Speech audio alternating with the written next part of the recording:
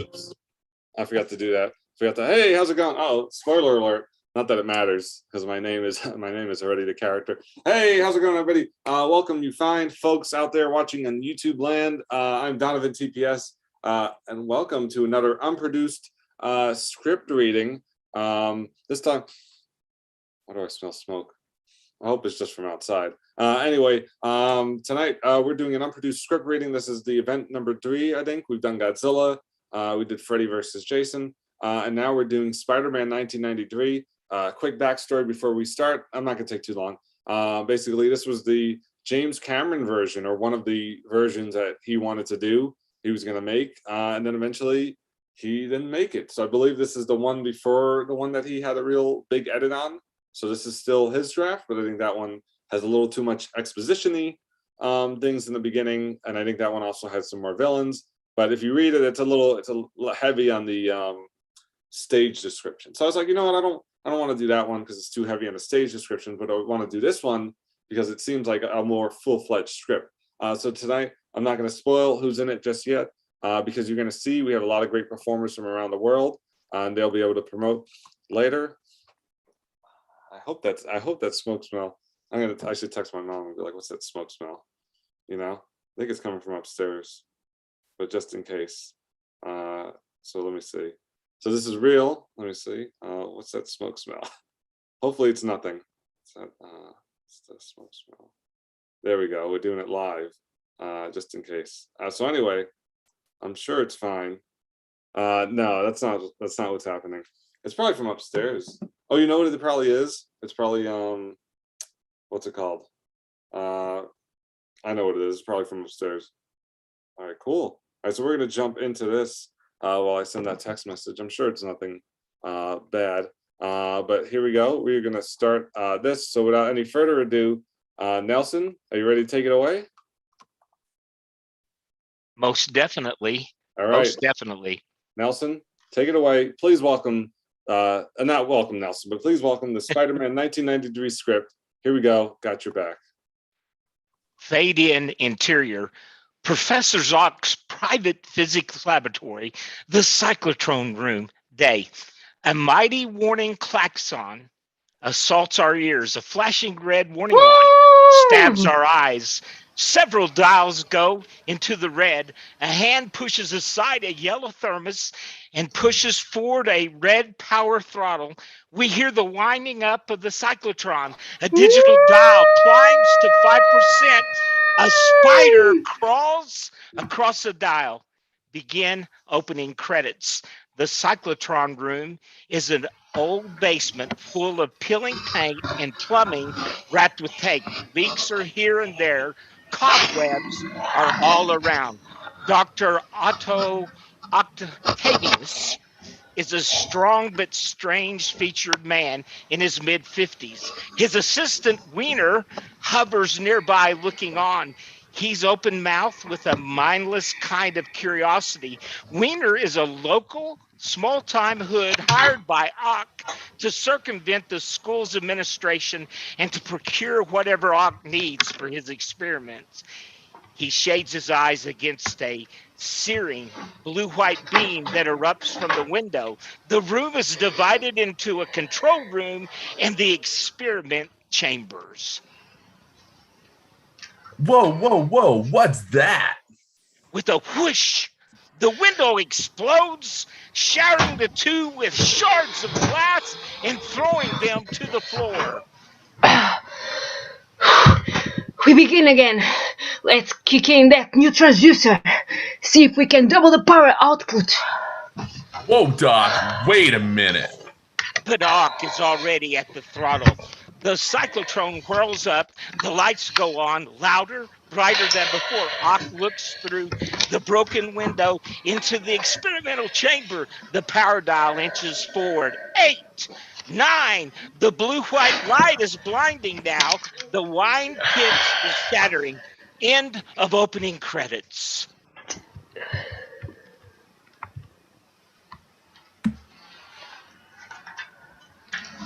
Ock? Okie dokie. The power dial hits 10. Exterior, Empire State University day. As students go to class, the sound of the cyclotron spills out of the Science Center onto the grounds of the Empire State University. We see Peter Parker, a pleasant-faced senior who's among the top in his class, sincere and serious. He has yet to develop a way with women. Hiya, Peter. Liz Allen is also a senior. She's beautiful and intelligent. Hi, Liz. How are you doing? How am I doing what? Peter, wait up. Harry is the school nerd, a quirky kid who, like Peter, can be a little backward around girls, especially pretty ones like Liz. Would you excuse us for a minute? Despite Peter's protesting body language, Harry pulls him away like a conspirator. What is it? What? Did the Astrophysics Journal really accept your paper? Yeah, well, all I got's the data, but they've agreed to publish it when it's finished. You know, it's my calculation on the primary conjunction. Conjunction. And its influence on the antiforce, isn't it? Yes. Look, Harry. I'm busy with Yeah, you and the rest of the class. Everyone's busy with Liz. Peter? A hand reaches in and smacks her bottom. Hello, cupcakes. Flash? They kiss and walk away. And Flash is the busiest of them all. Come on, Harry. We're gonna be late for Octavius. Harry makes a gesture dismissing Ock as crazy. Ock is nuts. Don't you agree? Ock is a genius, Harry. Crazy, yes. But a genius misunderstood and underappreciated. Interior, cyclotron area hallway day. It is a basement hallway full of lockers with students, where students are banging open and shut as they put stuff in and take stuff out. In their midst, a man is banging on the door marked cyclotron room, authorized personnel only. Professor Rosamore, 60-ish, respectable, a good old-fashioned professor. He's the head of the physics department. With him is Alexander Thorkel, a 40-ish, wappish school administrator. For a scientist as crazily focused as Ock, Thorkel is a natural enemy. Dr. Octavius, you are late for your lecture. The students are waiting. Dr. Octavius! Your friend is impossible, Professor Rosenmore. I told the board we should let him go. The light above Thorkel's head explodes. Then all the lights behind him explode in succession. Thorkel and Roz look amazed. What's he doing in there? Not his crazy experiments again. I mean, his anti-force theory. One day, they'll give him the Nobel Prize for it. Meanwhile, he is demolishing our university. Octavus! Open the door! Interior Ox Lab. The anti-force experiment has now reached the limit of electronic overload safety. Therefore, Weiner, we will disconnect the overload safety device. Or Waldo's suddenly thrust himself into the chamber and begin working, each at a different task. Ock is an acknowledged master at manipulating these Waldos. He flicks a switch and a searing blue-white beam launches down from the focusing cone and strikes a gram weight marked 1 million, illuminating it and filling out ears with a splitting buzz tone. The knock on the door gets louder. Weimer comes up behind Ock. Whoa, Doc, someone's at the door.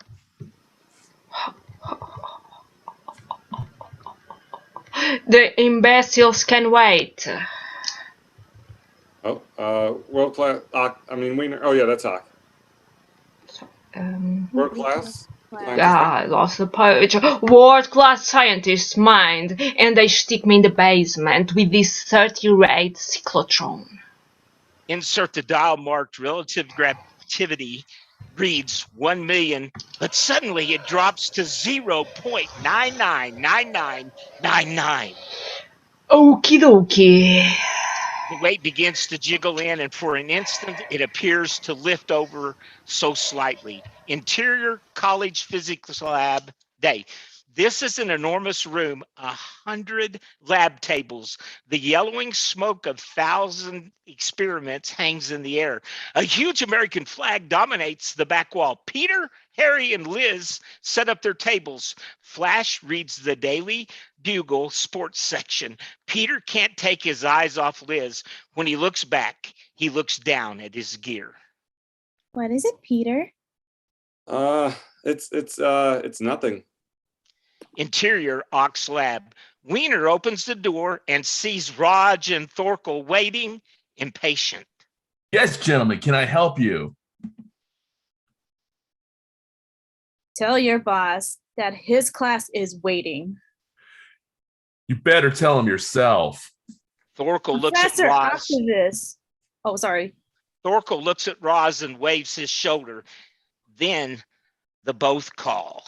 Professor Octavius. Yes. Professor Ock turns and looks at the bewildered men. Gentlemen, come, you must see this. But your students. The imbeciles can wait.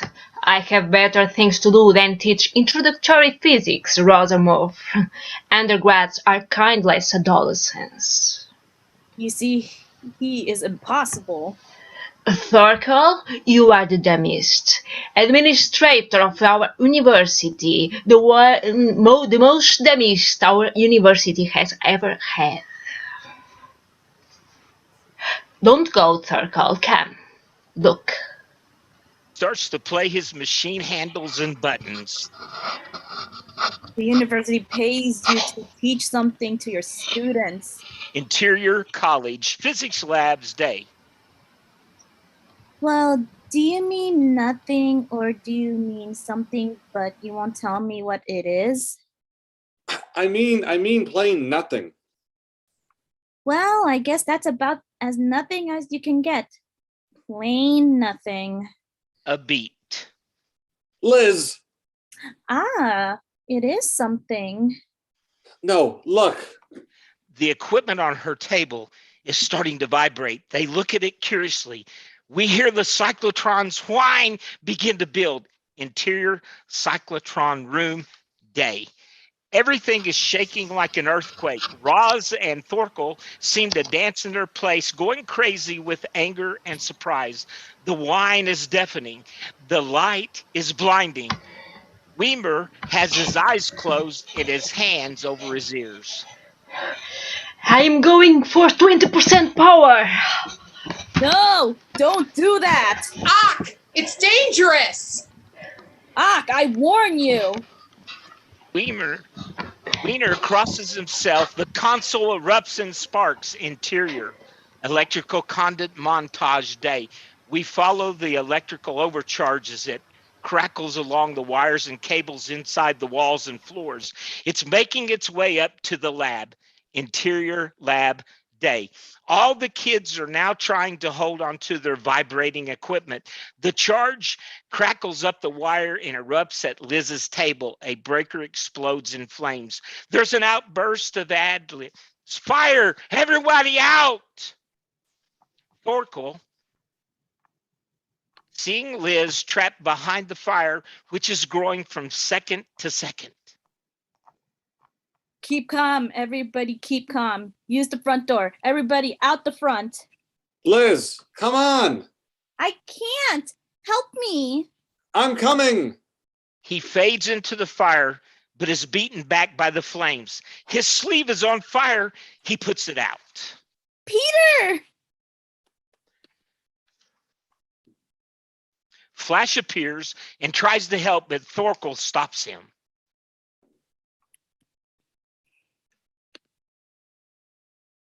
Get back, you idiots. You can't go in there. Liz smashes at the window, but this is an inner city school and the windows are covered by steel gates. Liz wraps her fingers in the gate. Help me! Help me! Outside the window, the air is clear and people come and go. Some are stopping to look at the girl on the second floor who screams down at them. As the flames close in behind her, Peter comes flying in with a fire extinguisher. He fumbles it. Flash pushes Thorkel, grabs the extinguisher away from him with a scowl of disdain. Liz turns to face the flames. Suddenly, there is an eruption of CO2 clouds and a roar of the fire extinguishers. The flames are beaten down enough for her to leap out. Flash is there, holding the extinguisher. People cheer. Hey, thanks for your help, Flash. No problem, Wimp. Our hero has a real way with words. Oh, why don't you grow up? Peter is stung, insulted, turns away. Rosamorph peeps in, worried, faces Thorkel. This man will bring a disaster upon this university. Ock comes in, starts his lecture calmly, as if nothing has happened. The universe is made up of forces and counter forces. Science is the study of the forces. Flash hands the extinguisher to Peter. Liz embraces Flash, throwing a glimpse at Peter, who tried so bravely. He looks away and turns the last of the extinguisher on the last of the fire. But I, Professor Otto Octavius, have devoted my life to the study of the counter forces. Good job, Peter. Thanks. Thanks, Professor. Thorkel has walked slowly and uncomprehendingly towards the front of the huge lab. He simply cannot believe Ock's behavior. I don't believe it. I don't. Can we carry on, Mr. Charcoal? I don't believe. Oh. All right. Carry on, Professor. Well, this week, my dear students, I have made a stunning breakthrough. Wait a minute. You've got fire forms to fill out, Dr. Octavius? I have no time for forms or administrators who persist interrupting me, Mr. Thorkel. Thorkel steams out and bangs shut the door. I now believe it's possible that these counter-forces can be collected the way the magnifying glass collects the sunlight and focuses it into a hard beam, and I call Weiner. Weimer backs away from the blackboard to reveal a word that Ock has scrawled in large letters. It says anti-force. I call it the anti-force. Ock is plugging a huge cable into a small, lucid box with a silver ball inside it. The anti-force, once harnessed, is capable of undoing any natural force at which it is aimed. For instance, gravity. Liz scribbles down a note and mouths the word gravity. Then she turns to Peter. I'm sorry. It's all right. Ock is playing his computer like the Phantom of the Opera at the organ. We patch the cyclotron. The lights flicker and go dim. Pay no attention to the lights. I, of course, steal its energy and it loses power. We patch into the cyclotron and we gradually apply power. The power that I'm stealing. As the wine builds in the lab, Ock appears through the lucite box at us, distorted by it. The box is a miniature version of the cyclotron's experimental chamber, and now the blue-white glow begins. It crackles round the silver ball. And so we stand foursquare against the fundamental force that orders and maintains our universe, gravity, which is holding down this golden ball. Rise. The lights go totally dark. The kids react with whoops and catcalls. What a crock. Shut up, Harry. This is very interesting. Mr. Parker, have you some interesting observation you'd like to share with the class? No, sir. Then shut up and pay some attention to the experiment. Og peers at us through the lucite box. As the silver ball begins to rise, Og's face is ecstatic. Rise! Rise! Rise! The silver ball suddenly shoots up, shattering the top of the box. It flies up to the ceiling where it shatters a light fixture. The shards rain down on Og, who reaches out and catches the falling ball and scales it in a raised fist. Now, that's what I call an experiment. The cyclotron wine cuts out, and Og wheels to the computer. He hits a key, and several colored projection beams lance out of the back of the room. They pierce the smoke and light a projection display in the front. 2 colored spheres, one yellow, one blue, touch where their circumferences meet. Behind them is a black depiction of space. Ooh. Ooh, you are looking at a representation of 2 universes. The blue one, our real universe, something we can touch and feel and see and draw calculations about. This is us, the yellow universe. This is something else, some other dimension, something on the other side. Og hits another computer key, and a hole appears where the 2 spheres touch. The blue and the yellow marbleize with each other, and the colors swirl until both spheres are bright green. If it were possible to generate enough power behind it, the anti-force could wipe out not just gravity, but all our universal forces at the same time. In fact, it would blast a hole between this universe and the next. Each would flow into each other. No blue universe, no yellow universe, and finish over. That sounds like a scenario for the end of the world.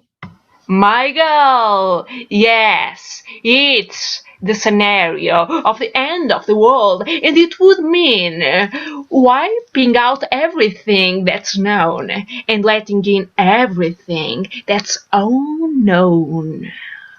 Isn't that a little bit dangerous? Don't worry yourself.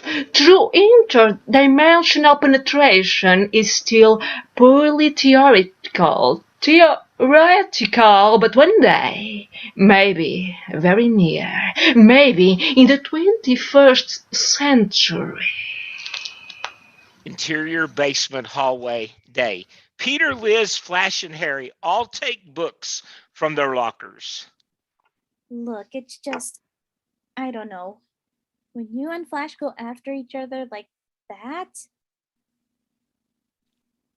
He's not my type. he doesn't have to be. Check. And besides, he's not bad at all. Peter looks at Flash, who's a few lockers down. Flash has taken a football from his locker and is spinning it in his finger with great joy and concentration. You don't get nicknamed Flash because you're a rocket scientist, Liz. Give it up, Parker. You'd die for a nickname like Flash. Yeah, of embarrassment. Kim comes by and leans seductively by her locker. Kim is a ripe one and a hot. Hey, Flash. I'm scalping a pair of the Midnight Madness wrestling match tomorrow night. The Slammies? I'd kill for that. Would you pay $125?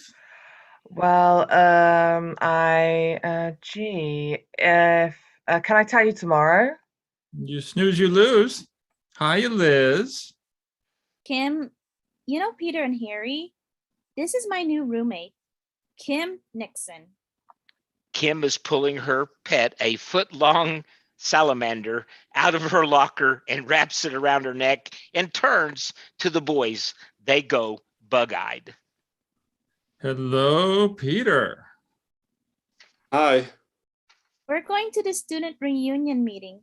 Coming? Peter looks at Kim. Wow. Then he looks at Liz, who's adjusting herself in a small mirror. Harry jabs him in the ribs. Yeah. I can't. I gotta go to the Daily Bugle. I'm trying to sell some photos. Ooh, a photographer. Just an amateur. Well, nice meeting you, Kim. Yeah, I bet it would be. Can I be your date for the reunion, Shoo Shoo? No, jerk. What did I say? It's not what you said, it's how you say it. Shoo shoo. Everybody leaves and Harry is left alone. He throws his bag down. Damn.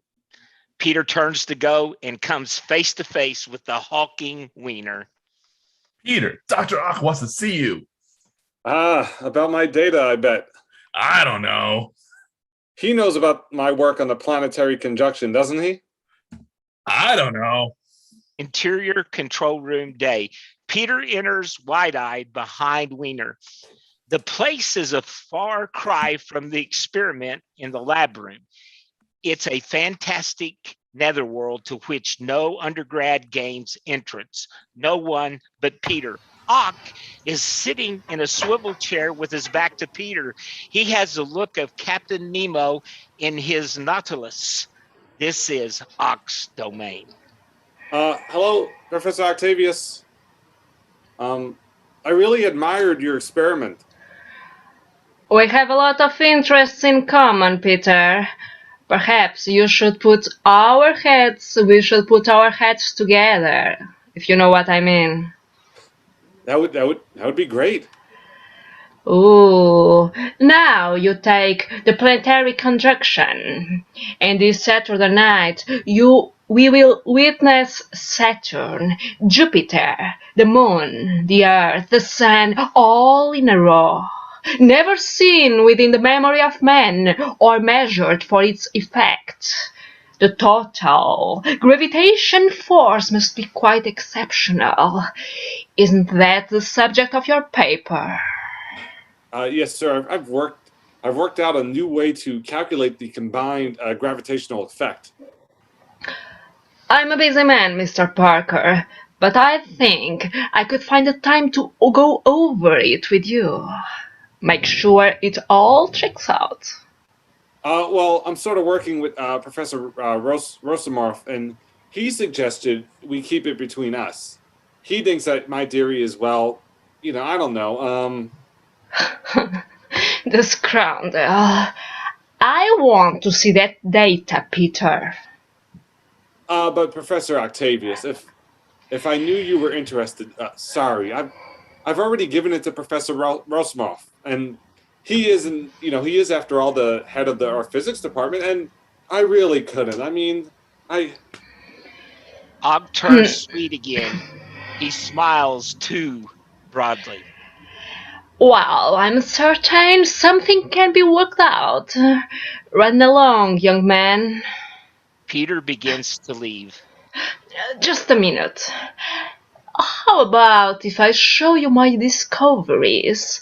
Something I never show to any other student. As a matter of fact, to anybody at all. Well, I'm really flattered. I mean, I'd love to, but I really have to. Very well. Shall we say if you come here tonight? Professor, I don't know if I should. Make it 8 sharp. I'll be waiting for you right here. Peter looks worried, then leaves. Og turns to Wiener, who slouches against the wall smiling. The same academic world that's so keen to embrace that boys under great work ridiculizes my anti-force theory as quackery.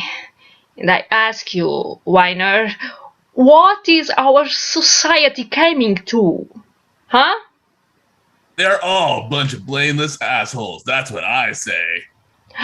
Weiner, go and get me that boy's data. Cost you $50. Huh. Just get it.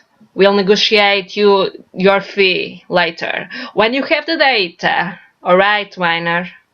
Exterior Daily Bugle Day. Established as Art Deco building, well beyond its prime, a sign says the Daily Bugle, Peter enters the building. Garbage. Absolute 100% garbage. Interior Jameson's office day. Very 40s, very messy. Jay Jamerson scans some photos as Peter stands helplessly by. Bag ladies. I hate bag ladies. Yes, sir. Jameson is 50ish, gray at the temples, brush cut on top. He too is 40s. His chewed up cigar is 40s. This guy is a hard case. Little kids. I hate little kids. This is a daily newspaper. We need news value photographs, not artsy fartsy shit. Yeah, yes, sir. Yes, sir. Jameson comes to a picture of a business suited man with a mohawk. Peter smiles in anticipation. Kid, do you want a pros assessment? Yes, sir. Your photos suck. Parker, my readers are morons. I gotta grab them by the eyes. Every time you press the button of that Nikon of yours, it costs you 55 cents.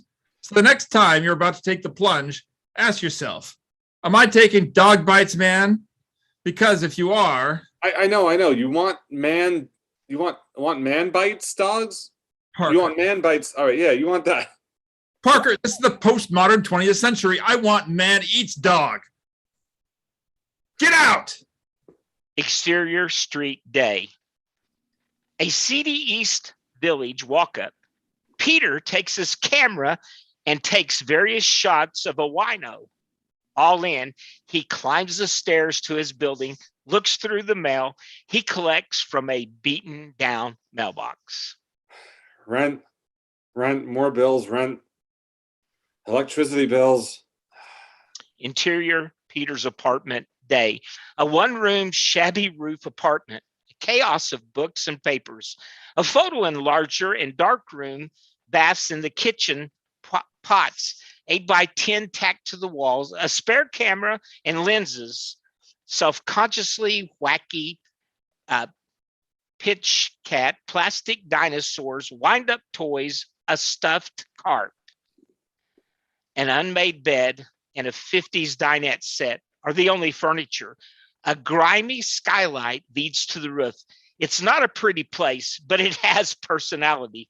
A voice from the kitchen, a shadow of an intruder is sneaking around. There's nothing in here worth stealing. That's the understatement of the year. Aunt May, you're trespassing.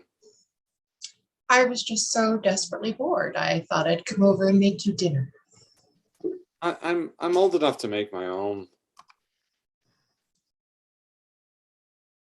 But I didn't feel like getting to know your roaches. I'll introduce you. Oh, and those foul chemicals in the pots. I take pictures, remember? Anyway, I've decided to kidnap you for dinner in Forest Hills. She grabs her coat, crosses back to Peter, and tugs on his shoulder. It's Friday night. Yes. Do you have a date? No. Come on. Interior large computer lab night. It is dark and empty except for computers. Sitting at it, lit by the glow of its screen, is Solomon Rosamorf. As he works, a door opens behind him. Someone walks quietly through the lab. Rosamorf keeps working. The intruder approaches. Professor Rosenmorph, what happened here? Someone tried to rob me of some paper. I suspect they were looking for that one. What is it? Award-winning stuff. Peter Parker's data on the planetary conjunction. Damn lucky I hid it in my computer under another title. My God, what's going on in our school? First, Professor Octavius almost blows up the physics lab. Now this? You report it in triplicate? Of course. Thorkel, be careful. When you talk to Octavius, remember, the man is a very fragile genius. One day he'll bring us all the Nobel Prize. Rosamorph, the man is very dangerous crackpot. Off screen, the voice of the cyclotron whine begins to build. That's him again. He's working day and night. I tell you, the man is very dangerous. Come on, Rosanor. Let's stop him before this building will explode. Interior cyclotron room, night. Ock and Wiener are at work as before. Ock takes no notice of the two men who come in, nor the worker who comes in behind them, and sets to work attaching a big lock to the door. Sit down, Octavius. Ock ignores him. Wiener touches Ock's shoulder. Ock ignores him too. We've blown half the circuit in the science center. Call an electrician. I have called the locksmith. What is he doing? He points towards the worker who's working on the lock on the main door. We have to shut your lab down and take a look at the lines. Please, Otto. We must lock it up. You are denying me access to my cyclotron. You bet. Ock glares back and forth between the two men, the worker and Wiener. Then he pulls back the red power throttle. The whine descends. The Waldos pull back from their panel. The whine dies. Okie dokie. Just give me until tomorrow. I want to clean my papers. Tomorrow, huh? Tomorrow! You can't have this room. Oh. Well, Thorkel, a few more hours won't make a difference. I hope. He signals to the worker to stop. Interior apartment of Aunt May and Uncle Ben, night. The New York Mets are playing baseball on TV. Peter watches with his Uncle Ben, a paunchy 65-year-old in polyester slacks and a comfy old sweater. A New York Mets cap is perched on Ben's head. A beer can is in his hand. A cluttered but familiar living room sprawls comfortably around them. Brewski? No, I'm fine, Uncle Ben. Yeah, way to do it. All right. You don't follow the Mets like you used to, do you, Pete? No, not so much anymore. Honey, when your mom and dad passed away, I had this idea. I wanted you to be the best baseball player that ever was. Jeez, whatever happened to that? Little League. Yeah, Babe Ruth, you wasn't. Aunt May enters. It's on the table. Turn off the TV. Ben nods, rises sluggishly and slowly, and turns the sound off only. Peter moves towards his aunt in the doorway. How's that girl you told us about, Peter? Liz, she's great. But she has a boyfriend. Internal, the dining room, night.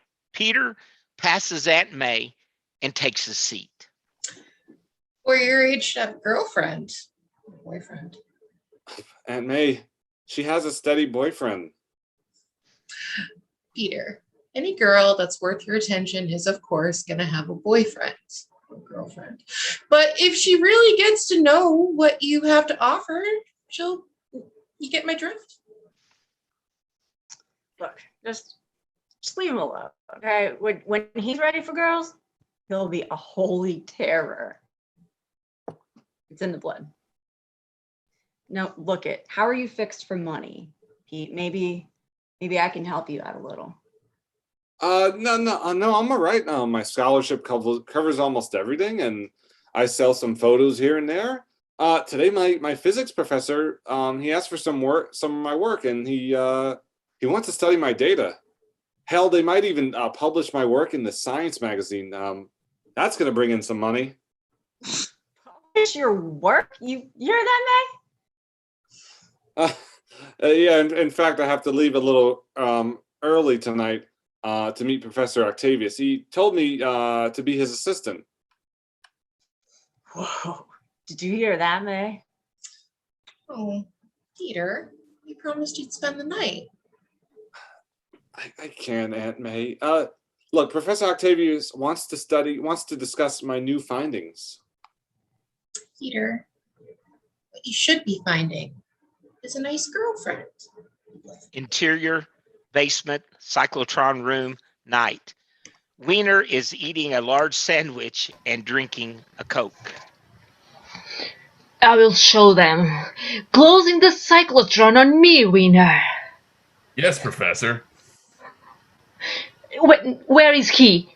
It's already past 8. A knock. That must be him. He opens the door. Hey, good evening. You are late. Winner, go outside and get us something to eat. And don't steal it, huh? Just buy it. I'll reimburse you. You want anything, Parker? No, thank you. I just had dinner at my aunt's. Peace off, Winner. Wiener leaves. Peter wanders around. He goes into the experimental chamber. He overlooks the spider, which is scuttling away, and crawls inside the open window and into the chamber. Okie dokie, Parker. How would you like to take Winner's place? I mean, be my assistant. Well, Professor, that would be a great honor, but I'm already working with Rosamorph, that imbecile. Don't you understand, kid, that I am about to uncover the greatest discovery since Einstein came up with his theory of relativity? I will have the anti-force. Wow, the theory of anti-force. You should go for the Nobel Prize, Professor. Noble schmobble. I'm going for a much bigger prize, kid. Okie dokie. Let me show you, kid, what I got here. Ock begins the experiment. We move in past the shattered window. We see the spider crawling on the chamber's gear. Present maximum anti-force power to date is 38% of theoretical limit, and I have patched in the variable particle wave accelerator. I will try now to reach 50% power. And if your paper has any value, I can use it to get power. The power that I'm missing to create the anti-force to break through and beat any other form of power in our and any other universe. Capisci? Sorry, Professor, I can't do it. I gave my word to Professor Rumloffs. Ock is angry. Ock now sees the spider. He shouts out a Waldo to try and crush it, but the spider is too fast. The Waldo slams against the wall of the chamber. He starts to push every button or switch in sight. A deafening whining starts. An urgent warning tone causes Ock to look at the relative gravity dial. It is at 4.999999 kg.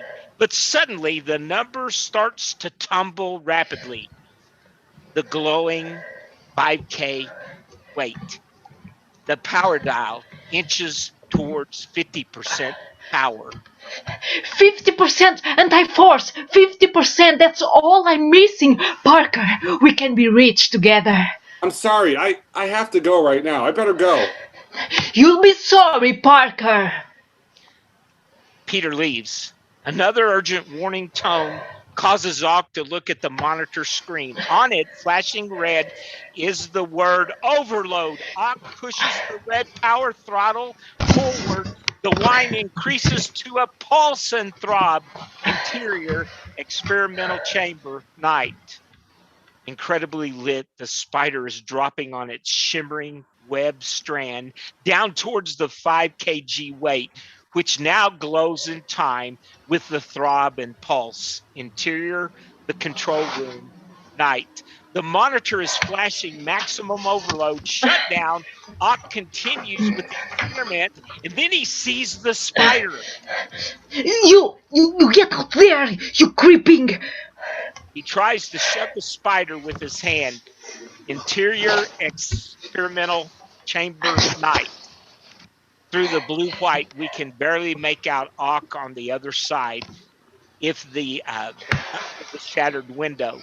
He sends 2 Waldos after the spider. The spider evades him and jumps onto the professor's back. It then climbs onto the professor's back and bites him. No! The gravity dial goes to 0.00001, then pops back up as Ock's tiny world goes berserk. Dials spin, crack, explode, or drop liquidly. Wires dance on the console, which erupts like the 4th of July. Ock begins to float. His shirt begins to tear away. A dial floats by with its pulled wires undulating like a Medusa. Waldos smash through the walls and flail like snakes. Ock's yellow thermos distorts and explodes. Ock, his hair wild, face locked in a multi-G grimace, is pinned halfway up the wall that is showering the room with sparks. It's an energy storm! Okie dokie! We see clearly the spider's still stuck to his neck. The big beast buffets and shakes. Tubes and junctions, valves, and whatnot fall off, crashing to the floor where they twitch and writhe with a life of their own. Then an enormous explosion rips a large hole in the cyclotron's side, sending debris and 100 microstreams of electronic particles lancing in our direction.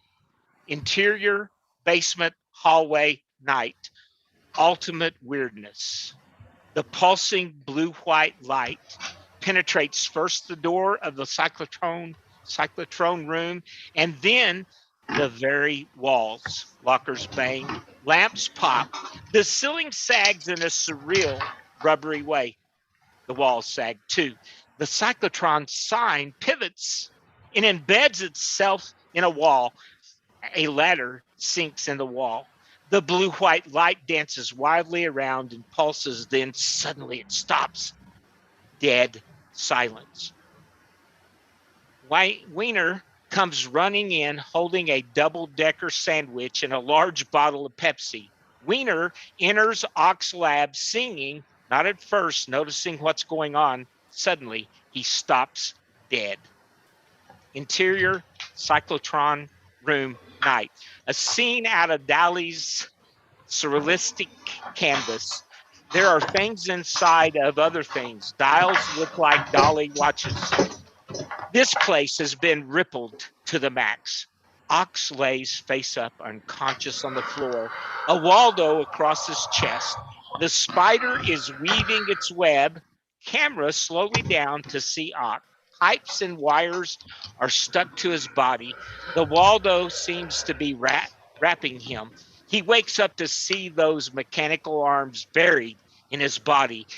They weave around him as if they are looking for prey.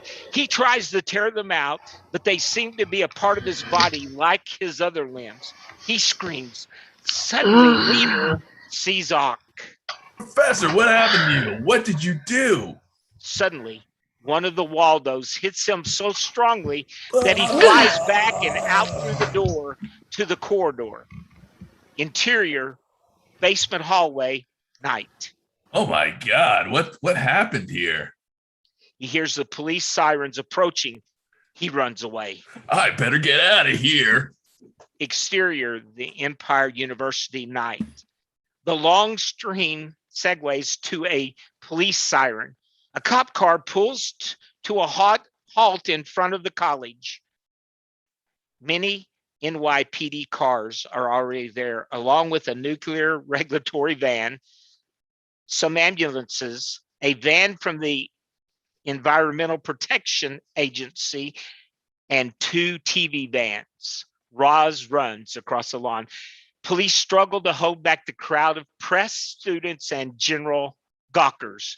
Jameson pushes to the front of the mob in time to see 2 cops hustle a bugle photographer back into it. The man shakes his head. Jameson throws down his cigar, stomps it, and pulls out a fresh one. Thorkel arrives to address the crowd. There is no danger. Please go back to your dorms. I repeat, there is no danger. Spill it out, Professor. The public wants to know. The crowd closes on Thorkel. Who are you? Jameson, Daily Bugle, chief editor. Now, what really happened here? There will be a press announcement in the morning, Mr. Jameson. Now, if you'll excuse me. This elicits a flood of ad lines. I heard a terrible explosion, nuclear accidents, meltdown, genetic engineering. Are you guys making mutants in there? I have nothing to say. There will be an announcement. Now, please go home. Everybody, we must clear the grounds. In the back of the crowd are Peter, Harry, Liz, Flash, and Kim. You think they'll cancel class? The whole building must be contaminated with some kind of poisonous gas. How about nuclear contamination? My God, let's beat it. But nobody moves. Could anyone be in there, Peter? I don't know. Maybe Professor Octavius? He usually works late. That nut, I bet it was all his doing. Hey, Parker! Peter Parker! Peter pushes forward. Mr. Jameson, what are you doing here? What's going on? That's for them to know and for you to find out. But sir, they wouldn't tell us. You heard Dorkel? He said, A press announcement tomorrow. But we must know tonight, Parker. This is your university, right? Yeah, but I mean... Camera? Sure, but I can't... $100 says you can. Yes, sir. Get inside and get pictures. $50. You just said 100. 70. But I want blood and gore. See you guys. He dashes off. Flash shakes his head in dismay at this guy. Where's he going? To make $50. Exterior Science Center night. Peter approaches the cyclone fence, keeping low and out of sight. He leaps it like a skirmisher, but falls ignominiously in a heap. He's torn his pants and cut his leg. He moves to the side of the building. A dumpster sits next to a fire door. It's locked. As Peter mulls over his next move, the lock clicks and the door slowly opens. Peter leaps on the dumpster and falls in. Interior dumpster night. Peter lays in the garbage, a pained look on his face. He rolls over and comes face to face with a wet Daily Bugle. The headline reads, "Wave of Violence Rips City." He pulls himself up and peers out. He sees a uniformed guard hold the door open for 3 men in radioactive suits who remove some weirdly fused objects. When they let the door swing closed, Peter stops it by inserting the newspaper in the top. Exterior fire door night. Peter squeezes inside and jumps to knock out the newspaper. The door closes behind him. Interior basement hallway night. Skewed, strange, surreal. Peter stares at the weirdness and fumbles with his camera. He snaps off a few shots and then freezes when he hears a familiar voice. Take it easy. Take it easy with him. Take him away and never bring him back. Now we see Roz and Thorkel. following two guards carrying Ock in a stretcher. They all wear radiation suits. A Waldo sneaks out from under the sheet and hits Thorkel as fast as lightning. He falls back. He's covered with a sheet and attached to a life support equipment. Octavius moans. What was that? What was that? What hit me? What hit you? I don't know. It was so fast. You're gonna be fine, Otto. Peter gets off a shot and ducks into the men's room, leaving the door ajar for a peek. A Waldo slips down from the sheet. Peter's eyes go wide at the sight. What in the hell has happened here? Interior men's room night. The urinals are twisted in bizarre shapes. Pipes are exposed and spout water. The mirrors look like something out of a fun house. Peter hears the stretchers go by. Peter goes to the door of Ock's lab and cracks it. Pan up to the spider, glowing softly, dangling from a shimmering strand above Peter. As Peter looks out at the stretcher, the spider drops on his neck. He reacts by swatting it away. Bad move. The glowing spider now squats valiantly on the back of Peter's hand. He stares at it, transfixed. It bites. Ow! Peter throws the spider to the ripply tile floor, where it scuttles unsteadily out the door. Sweat starts to bead on Peter's face. He shakes his head to clear it. His vision becomes uncertain. He lurches against a weird sink. Peter's point of view is not just uncertain, not just fuzzy, not just moving in and out amorphically. It's all of that. Hey, what are you doing here, kid? Peter turns to see a uniformed guard distorted by his crazy vision. I feel a little funny.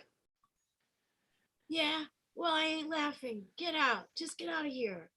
Exterior, fire door, night. It bangs open. The guard throws Peter out and then throws his backpack at him. You get yourself over to the police lines. Right. Police lines. Exterior, university, night. Peter melds into the crowd.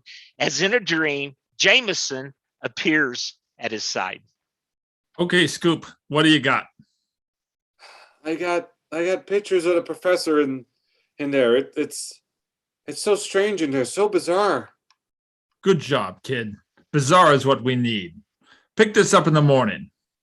There'll be 2 crisp 20s tucked inside. He hurries off. Peter peers after him, and all of a sudden his vision corrects to perfect focus. The sweat is gone. He's okay. He makes his way through the crowd to the street.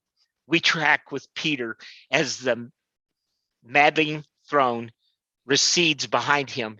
He turns a corner. He hears a siren. An ambulance screeches around the corner. It nearly hits Peter, who leaps to avoid it. Exterior, brick building, night. Peter's cheek is pressed against a brick. He opens his eyes and he sees that he's hanging onto the side of a building like a spider, and he's 3 stories up. He looks down and sees the street 30 feet below him, and the ambulance, once he jumped over, is driving away. He tries a downward step, but a brick dislodges and crashes to the sidewalk. He takes an upward step and then another. Tentatively at first, and then with growing confidence, he crawls to the roof of the building. At the top, he gropes for a railing and slips. He dangles 8 stories above the street. Then, with a grunt, he vaults to the roof one-handed. Exterior, the roof, night. Peter is flat on his back, staring at the stars. He sits up and looks wonderingly at his hands. On the back of his right hand are 2 puncture wounds surrounded by a faint blue-white pulsing glow. The glow disappears. This is weird. My God, I feel so weird. He leaps up to his feet. He flexes, feels weird, good weird. In fact, great weird. He tries a couple of jumping jacks, and on the third jump, he soars into the air. Well, very weird. The great bespangled New York City is his backdrop as Peter jumps and turns and does loops in the air. With the agility and tactility of a spider, Peter leaps from the railing to the wall, to a flagpole, to another wall, where he lands sideways and sticks. Very, very weird. He leaps off the wall and lands at the edge of the roof. He looks down, no one's looking back, so he takes a step back and leaps the alley to the next roof. Exterior, rooftop, shack, night. Peter lands on it. The next roof is 7 stories up and across the street. Peter bites his lip. Well, what the hell? Exterior, the taller building, night, backlit by a full moon. Peter somersaults to the roof of the taller building and misses the top. He sticks to the brick facade upside down. He laughs with the moment. A window opens below him, and a pretty blonde in a towel sticks her head out. She looks this way and that, and all she sees is a man in a loud sports coat down the street. Never thinking to look up, she withdraws into the room. Exterior, Chelsea Street, night. The man in the loud sports coat leans against the lamppost and lights a cigarette with a beat up silver plated lighter. In the lighter, he sees a reflection of Peter leaping off the taller building. He snaps around and looks up in time to see Peter make it to the next facade. Exterior, rooftop, montage, night. With the uptown skyline behind him, Peter casts caution to the wind and leaps from rooftop to rooftop. Watching from the street, the man in the loud sports coat follows Peter's progress. Peter leaps to a brownstone and lands amid the wash. He leaps up to the tenement and lands on a billboard, across which he does a bug crawl and leaps again. He touches down on a pigeon coop and bounds up and out of the frame again. The coop owner, a Latino in an undershirt and a Yankees cap, comes running out of the co-op. He's so surprised that he leaves the door open and 20 white mourning doves fly away in a furious flapping, free at last. The Latino lets out a stream of his Hispanic expletives, complete with all the appropriately obscene gestures. Peter slides down a cable to the lamppost and swirls down the pole to a phone booth. Exterior, phone booth, night. Peter comes face to face with the man in the loud sports coat. He gives Peter his card. You're a kid who's going places, and I'm going to point you the right way. Max Reese, models, strip dancers, escort, girls, blue movies. Oops. Sorry. Wrong card. Max Reese, talent management. It's a big outfit. Got a lot of departments. Yeah, well, why you approach me? I'm not. Oh, yes, you are. Very talented. The 3 questions of show business success. 1, do you think you possess a unique talent? Well. 2, what are you going to do with it? Well, I don't know. 3, how much money you got in your pocket? 10? You invest half of that with me, and I'll make you a star. What are you talking about? I'm talking about fame. I'm talking about fortune. I'm talking about the chance of a lifetime. How'd you like to be on MTV tomorrow night? MTV? Me? Really? Taxi! It screeches to a stop. Hey. Kid, tomorrow night, same place, same time. How do you know I'll show up? As the taxi roars off. Because you want to be a star. Everybody does. Peter pulls out a quarter and enters a phone booth. He dials. Hello? Aunt May. Peter, what time is it? Are you all right?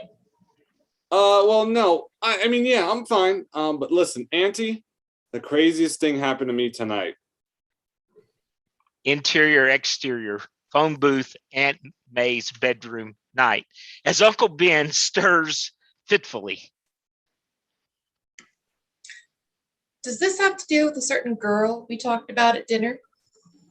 No. There was this radioactive experiment. I was poisoned. What? I got bitten by a bug. Oh, I get it. You mean a love bug. No. A spider.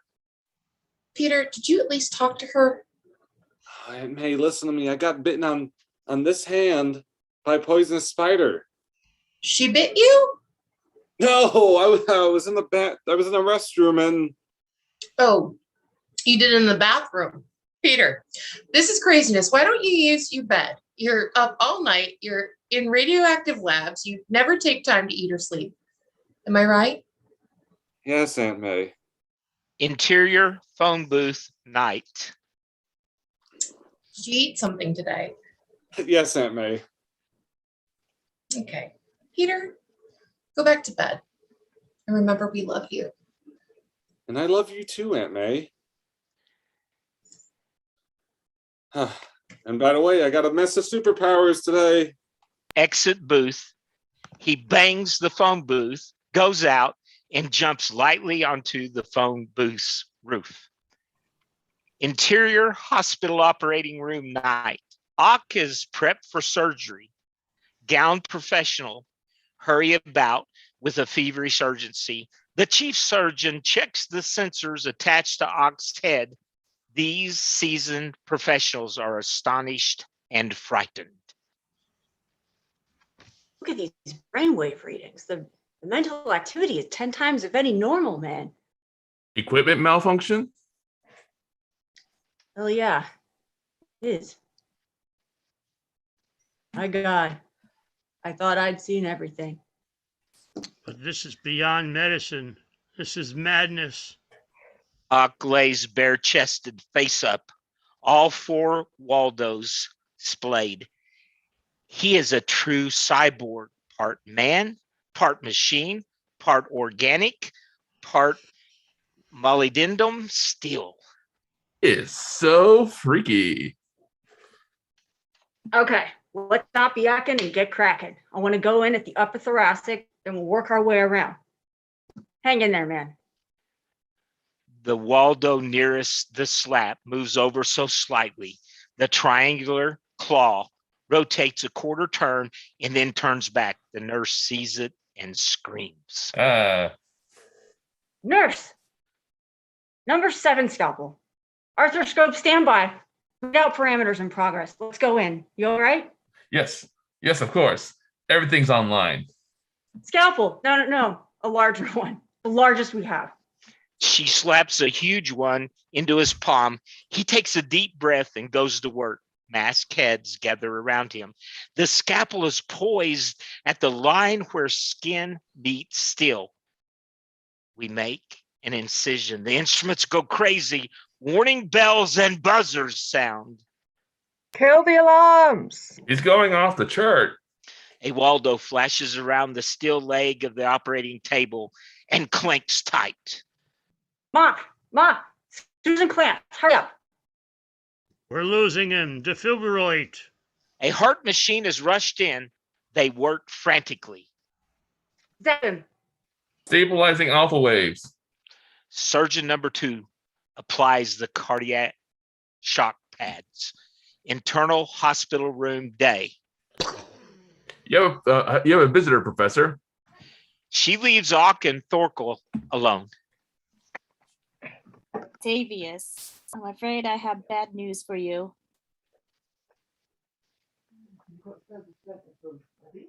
Ock? The cyclotron is damaged. What used to be the cyclotron was permanently shut down this afternoon. But my work! Your work is a disaster. Look at yourself. Myself, I don't matter. Nobody matters anymore. To enter a new dimension, you must first destroy your own. What are you saying? Og gets off his bed, throwing away his sheet, waving with his 4 Waldos and 2 arms. Destroy life! Life is insignificant.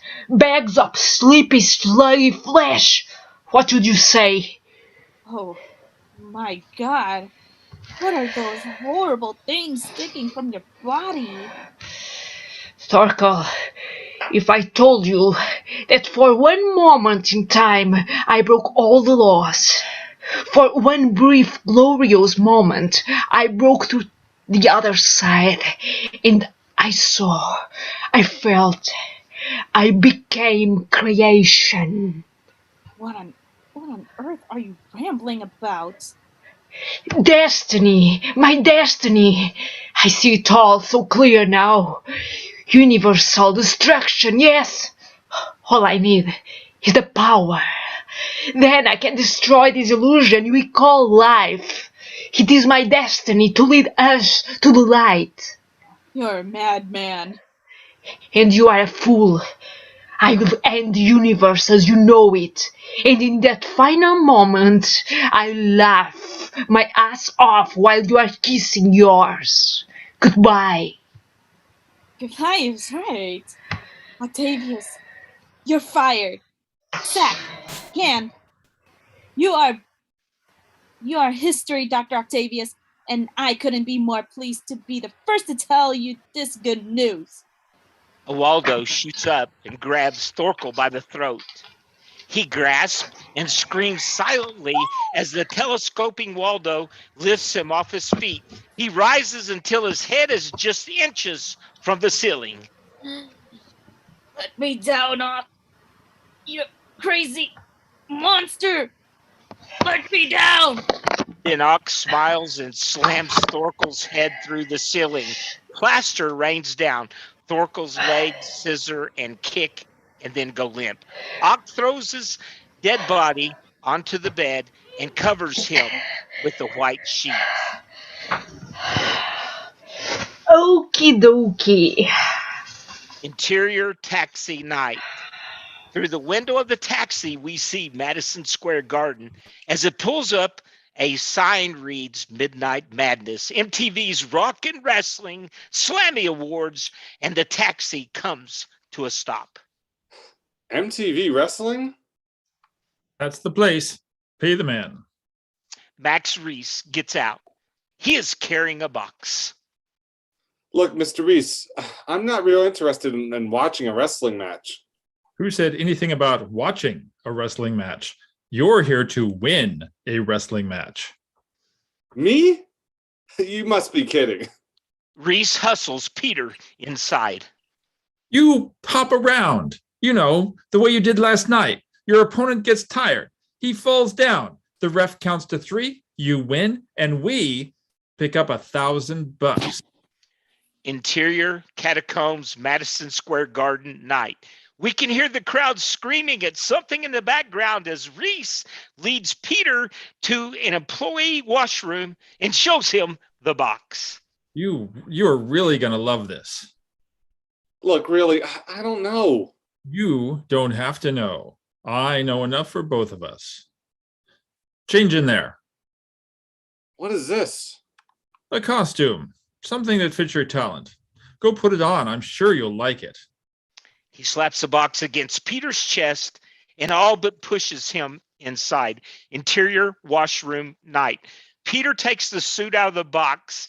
It is the Spider-Man suit. He looks at it and shrugs. Then he begins to struggle into it. Peter is looking at himself in the mirror. He is dressed in all but the mask, and he looks terrific. He flexes. He smooths his hair. He's starting to get into it. Interior, the arena night. Crusher Cole is destroying an opponent. Interior, the catacombs night. Reese winches as the crowd cheers and boos. How does it look? I feel like it's like Halloween. Cover your face with a mask. Why? Mystery, my friend. Nobody should know who you are. Interior, the ring night. Crusher Cole is doing a big flexing number, and the crowd is going wild. There are MTV cameras and signs and banners proclaiming the Slammies everywhere. And now, a new challenger for the $1,000 fight. Weighing in at 150 pounds, from parts unknown, here is the amazing, mysterious, incredible Superman. No, not Superman, Spider-Man. Spider-Man. Spider-Man. The crowd boos the slender newcomer who climbs awkwardly through the ropes. Rock music blares. Twin redheads in red bikinis ring a bell. Crusher Cole and Spider-Man circle. Cole is twice Spidey's size. Spidey spots a TV camera for the first time. He momentarily freezes. Crusher sneers the Crusher sneer. Then he charges with the agility of a spider. Spidey leaps out of the way. Crusher comes back at him. Spidey leaps again, bigger. The acrobatics get more and more dramatic as Crusher Cole works himself up into a theatrical rage. Taunts erupt from the crowd. Somebody can claim old lady. Crusher. Yes. Sell the clucker. Spidey, really getting into it now, begins playing for the cameras. What's the matter, Crusher? Can't you crush that bug? Okay, Webface, this is it. He misses Spidey again. Hey, Crusher, you need an insecticide. Interior, Liz Kim's dorm room night. Liz's side is all schoolwork. Kim's side is all rock posters and stuffed animals. Liz is curled up doing homework. Flash and Kim sit on the side of the bed watching the Slammies on MTV. We look at this Spider-Man guy. He is absolutely incredible. Liz, get a load of this outfit. I wish I had it for the Halloween party. It's quite sexy. You two shush. I'm trying to work. Interior, ring, night. The match continues in an increasingly spectacular choreography. Crusher bellows at the screaming crowd, but there's a gleam in his eyes. This is it. He charges. Spidey, playing the cameras for all he's worth, leaps way up. But this time, Crusher stops dead in his tracks. Spider-Man comes back down into a forearm smash that sends him reeling into a corner. Crusher does a flying pin, 300 pounds, whomp. The air leaves Spidey in a rush as Crusher covers him, smothering him. The crowd goes wild. 1, get up, get up. 2. Not realizing his own strength and panicky about being squashed, Spider-Man throws Crusher Cole off him and up into the air, way up. Reese cheers. Spider-Man comes down and knocks Crusher for the first time. Crusher flies away and out of the arena, 8 rows back. The hipster sees Crusher coming at him and bolts from his seat. Crusher lands on it in between 2 blondes and breaks into utter hysterics. Spidey, surprised at his own strength, watches Crusher land. Wow. Ladies and gentlemen, history is made today. We have here the first man to win $1,000 against the mighty Crusher. The ref raises his hand in victory. The crowd boos and debris rains down. But some in the crowd cheer wildly, recognizing the new sensation. Spider-Man steps down from the right as Reese leads the cheers. Max, I'm going to get that 1,000. We are going to get 1,000. Peter turns with Reese and comes face to face with Crusher Cole, 2 ominous beasts. Hi. Who are you, kid? I'm Peter Parker. He is Spider-Man, and I handled him. Whenever you want a rematch, call me. Next time, it's going to be 10,000. What do you say, Crusher? Oh, look, Mr. Crusher, I'm really sorry about what happened here, really. Oh, well, I don't know what happened to me tonight. I mean, I really don't know. I know you lost, big man. You lost to the amazing Spider-Man. Exterior, city street, near a hospital day. We are tight on a New York Journal truck. On its side banner is a picture of Spider-Man's face. Headline, "Who is he? Mega smash hits in TV." The truck pulls away and we see Peter, Liz, Harry, and Kim standing on the sidewalk waiting to cross. Peter is rocking on his heels and smirking. You know who that is? Yeah, he's some clown we saw on TV last night. Boy, does Flash think he's hot. He does. I love wrestling. Thing is all bluff. Do you really believe this little guy in a stupid Spider-Man suit beat the Crusher? Hey, we better rush. Visiting hours will be over soon. Interior, hospital corridor, and room day. The nurse leads Peter and Liz and Harry into the room. Dr. Octavius, you have visitors. Dr. Octavius. We hold for a beat. When Liz takes a step forward to look around, we expect the worst, but nothing grabs her. Peter sees a pile of plaster on the floor. He looks up and sees the hole in the ceiling. Liz and Harry look up also. Ock is not there. Ock is not here. My God, what happened? I'd better call the doctor. Better call the police. Kim screams. Interior corridor to Ock's lab day. Ock, hiding his Waldos under a white hospital robe.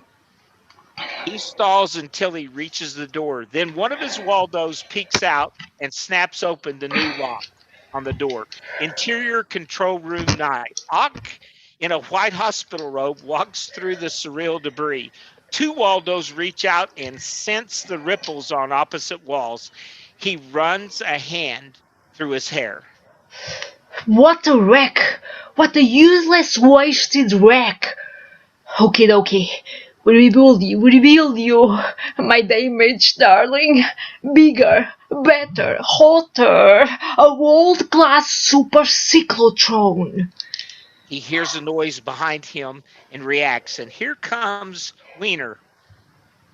Bedraggled, shuffling through the control room door, his eyeballs the incredible wreckage.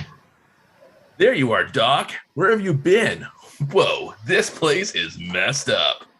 Ock turns, Waldo's riffing.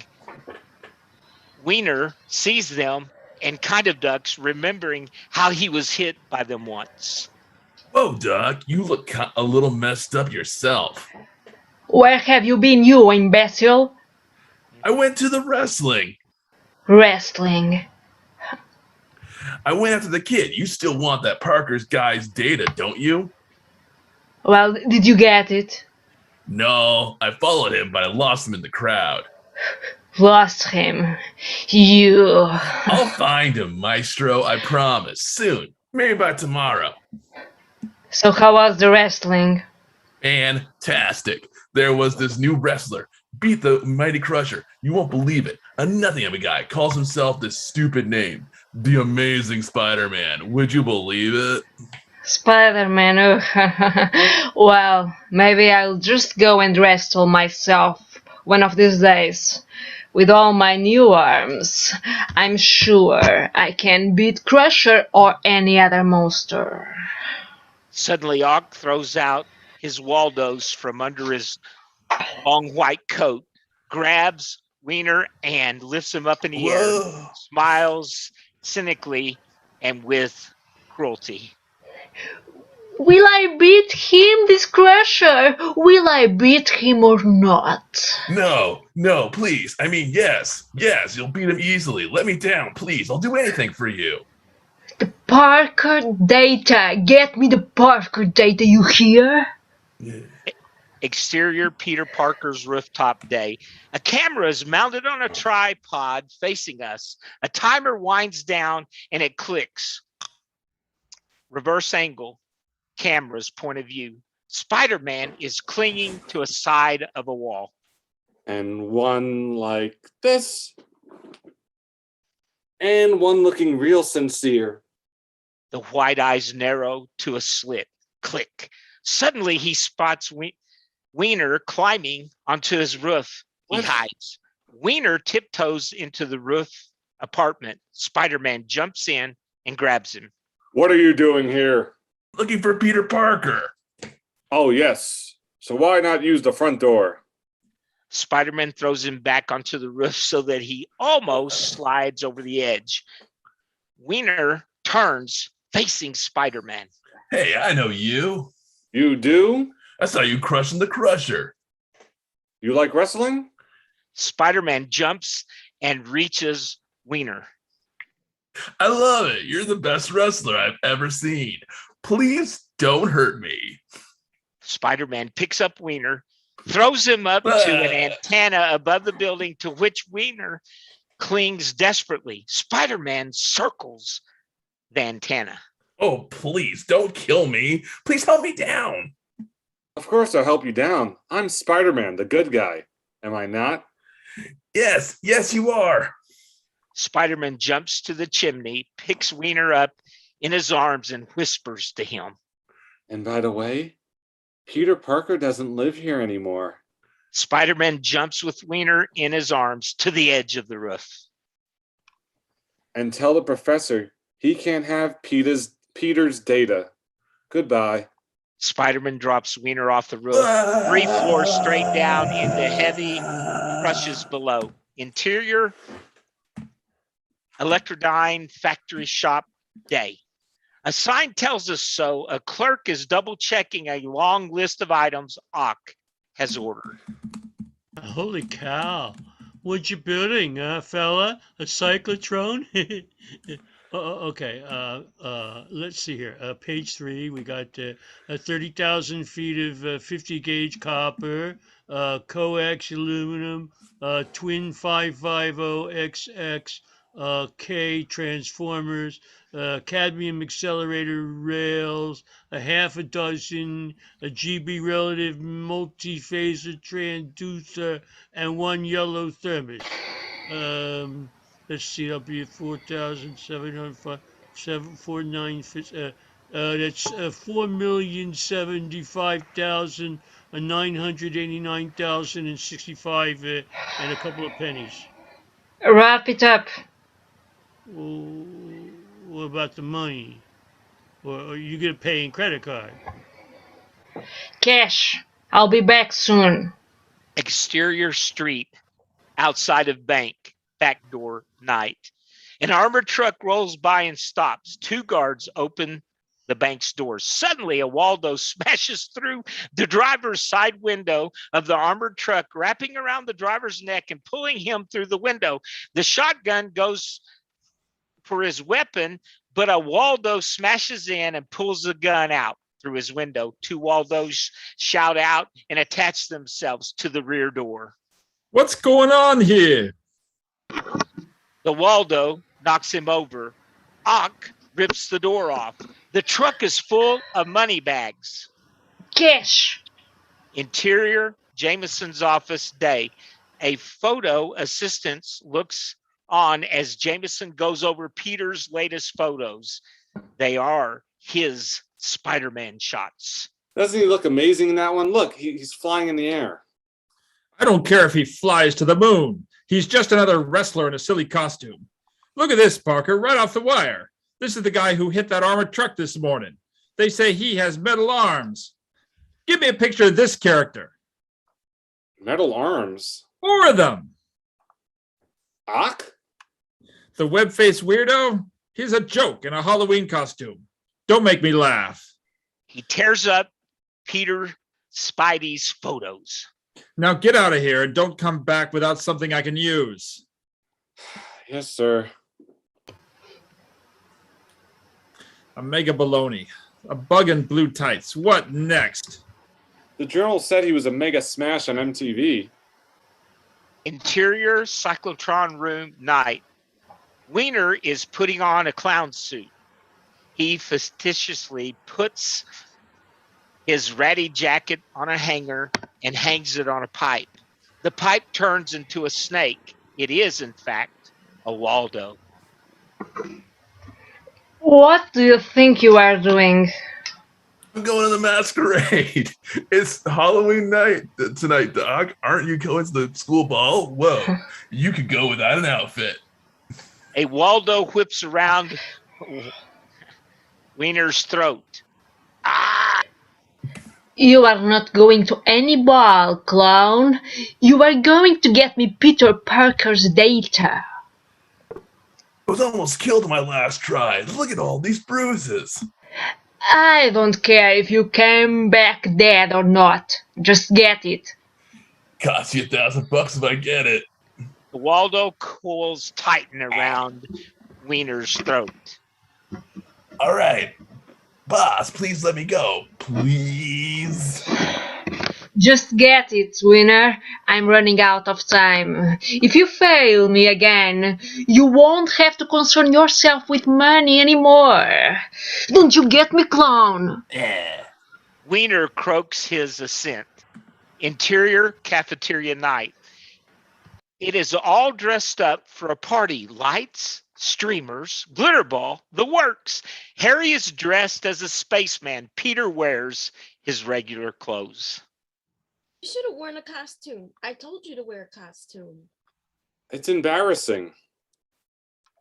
Oh, there's Liz.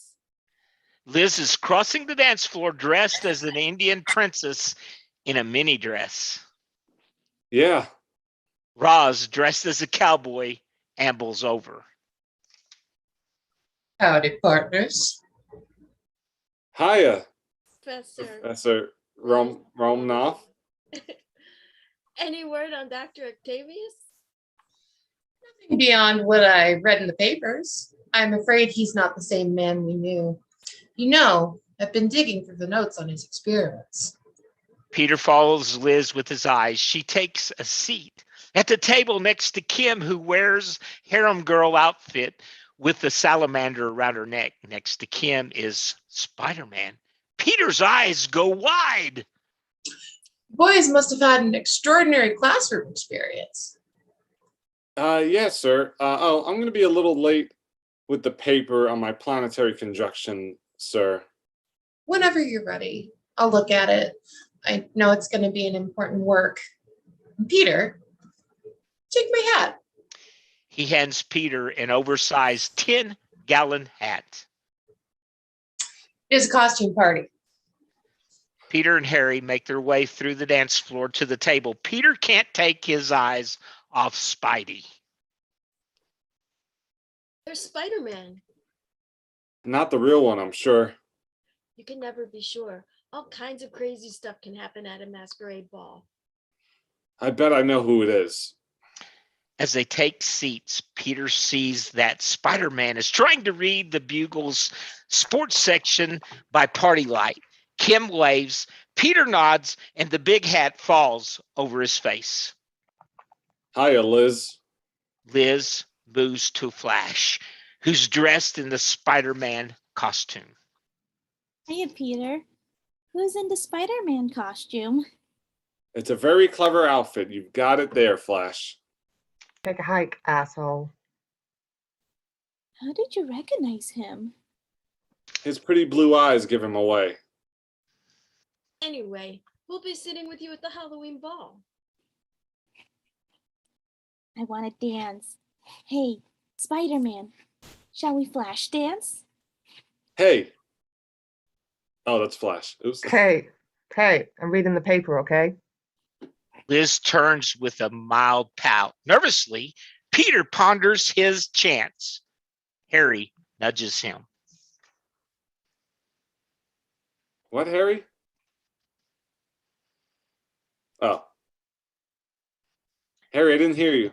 I said, take her dancing now. It's easy. Okay, thank you. Harry turns to Kim and does a clanking shimmy in the spacesuit. Want to dance, Shrek Riza? I'm pooped. I'm not. She reaches for Harry's hand. Holy jumping jelly beans. Will you look at this pictures of Spider-Man? Wow. Is this guy great or what? Liz looks, she shrugs, then she shrieks. Ah! Hey, Peter, these are your pictures. Can't be. It says here, photos by Peter Parker. Peter reacts and then looks over Flash's other shoulder. There are 3 photos of Spider-Man in the paper. Peter blushes, smiling. You know this guy, Parker? Well, yeah, sort of. Wow. I'll give you anything to introduce us. Dance? Liz joins him provocatively.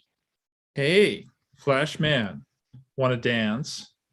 Well, why not? Peter's left alone. Peter leaves towards the entrance. At the rear door, a big lizard passes a note to the Dallas cowgirl, who passes it to a kangaroo. The kangaroo hops across the dance floor to the stage, where he hands the note to a young woman in a baseball uniform. She climbs the stage, where she is bathed in a spotlight. She gets a drum roll from the band. There are some boos as the band stops. Thank you. Thank you. Special surprise guest tonight. The Empire State University Masquerade Ball presents the Slammy winning star of MTV's wrestling tournament, the amazing Spider-Man. Flash, amazed, turns to Liz. He points to himself and mouths, "Me?" Spidey dropped from the ceiling and lands in a pose. The crowd cheers. He does a flip to Liz and extends a hand. The band starts up.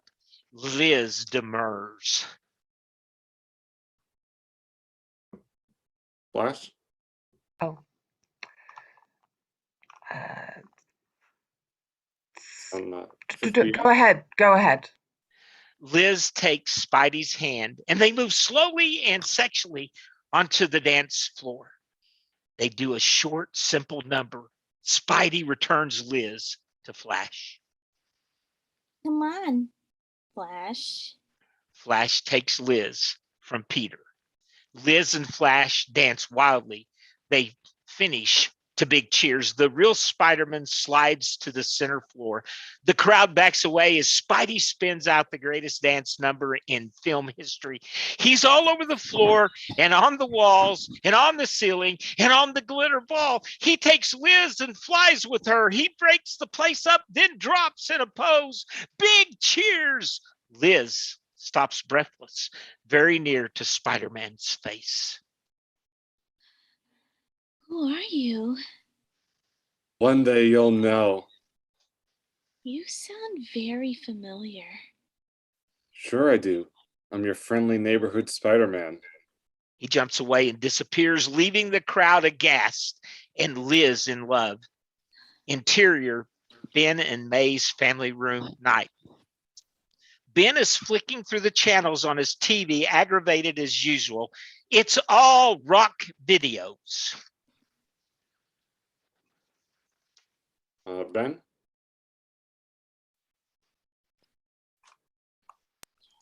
Janet?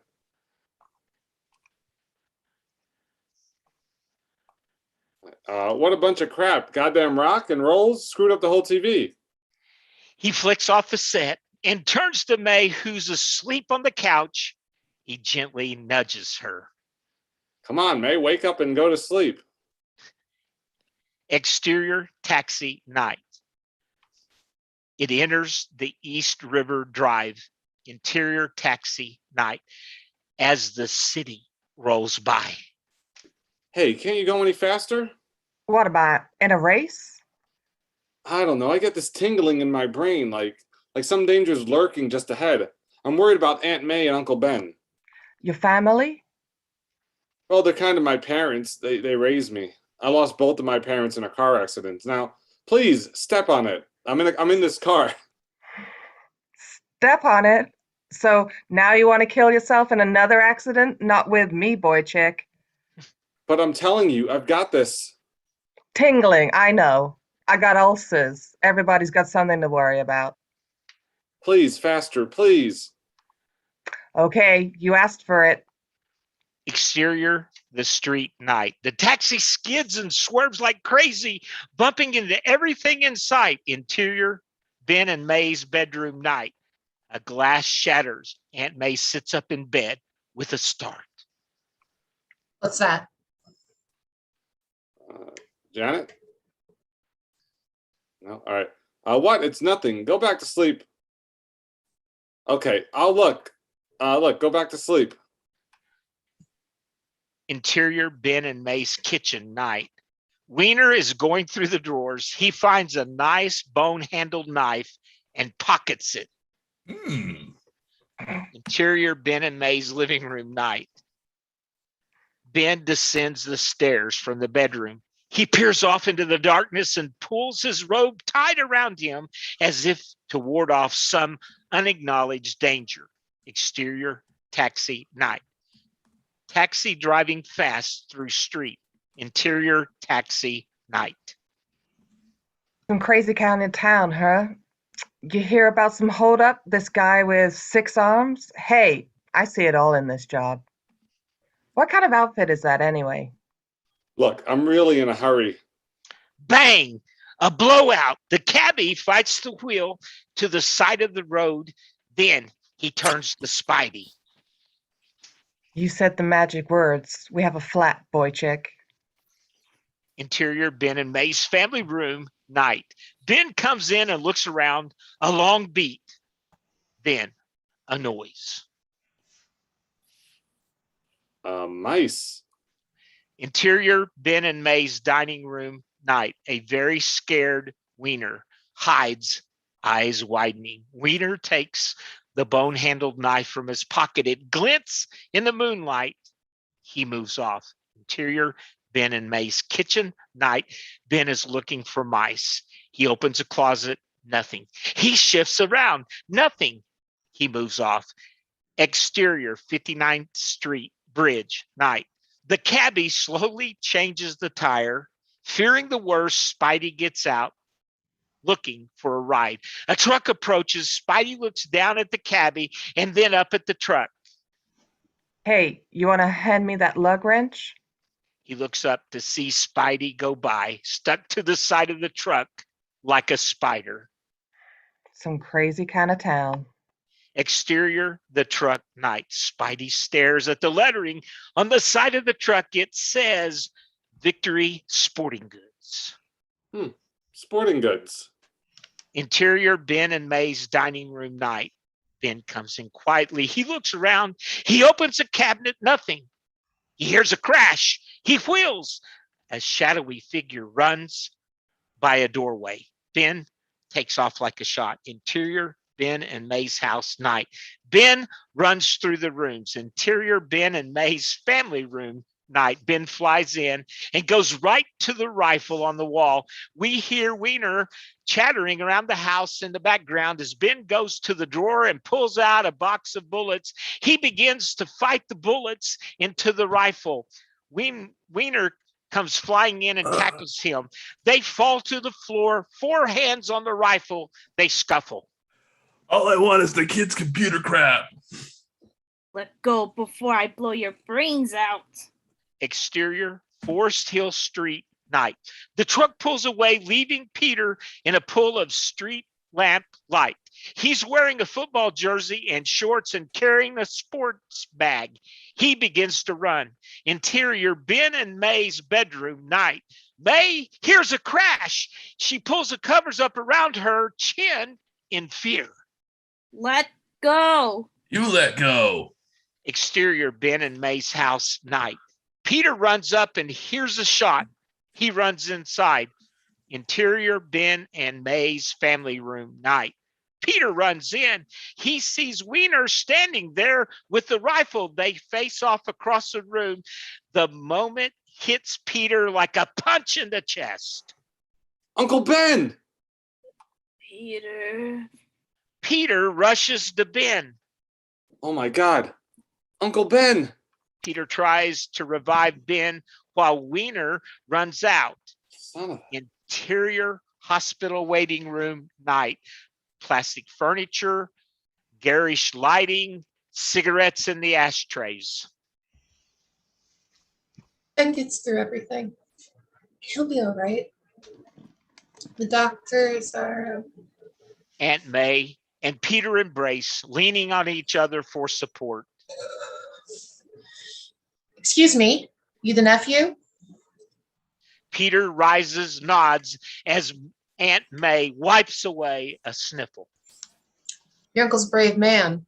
Apparently, the perpetrator was after something of yours.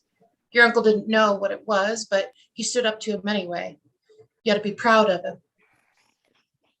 I am. How is he?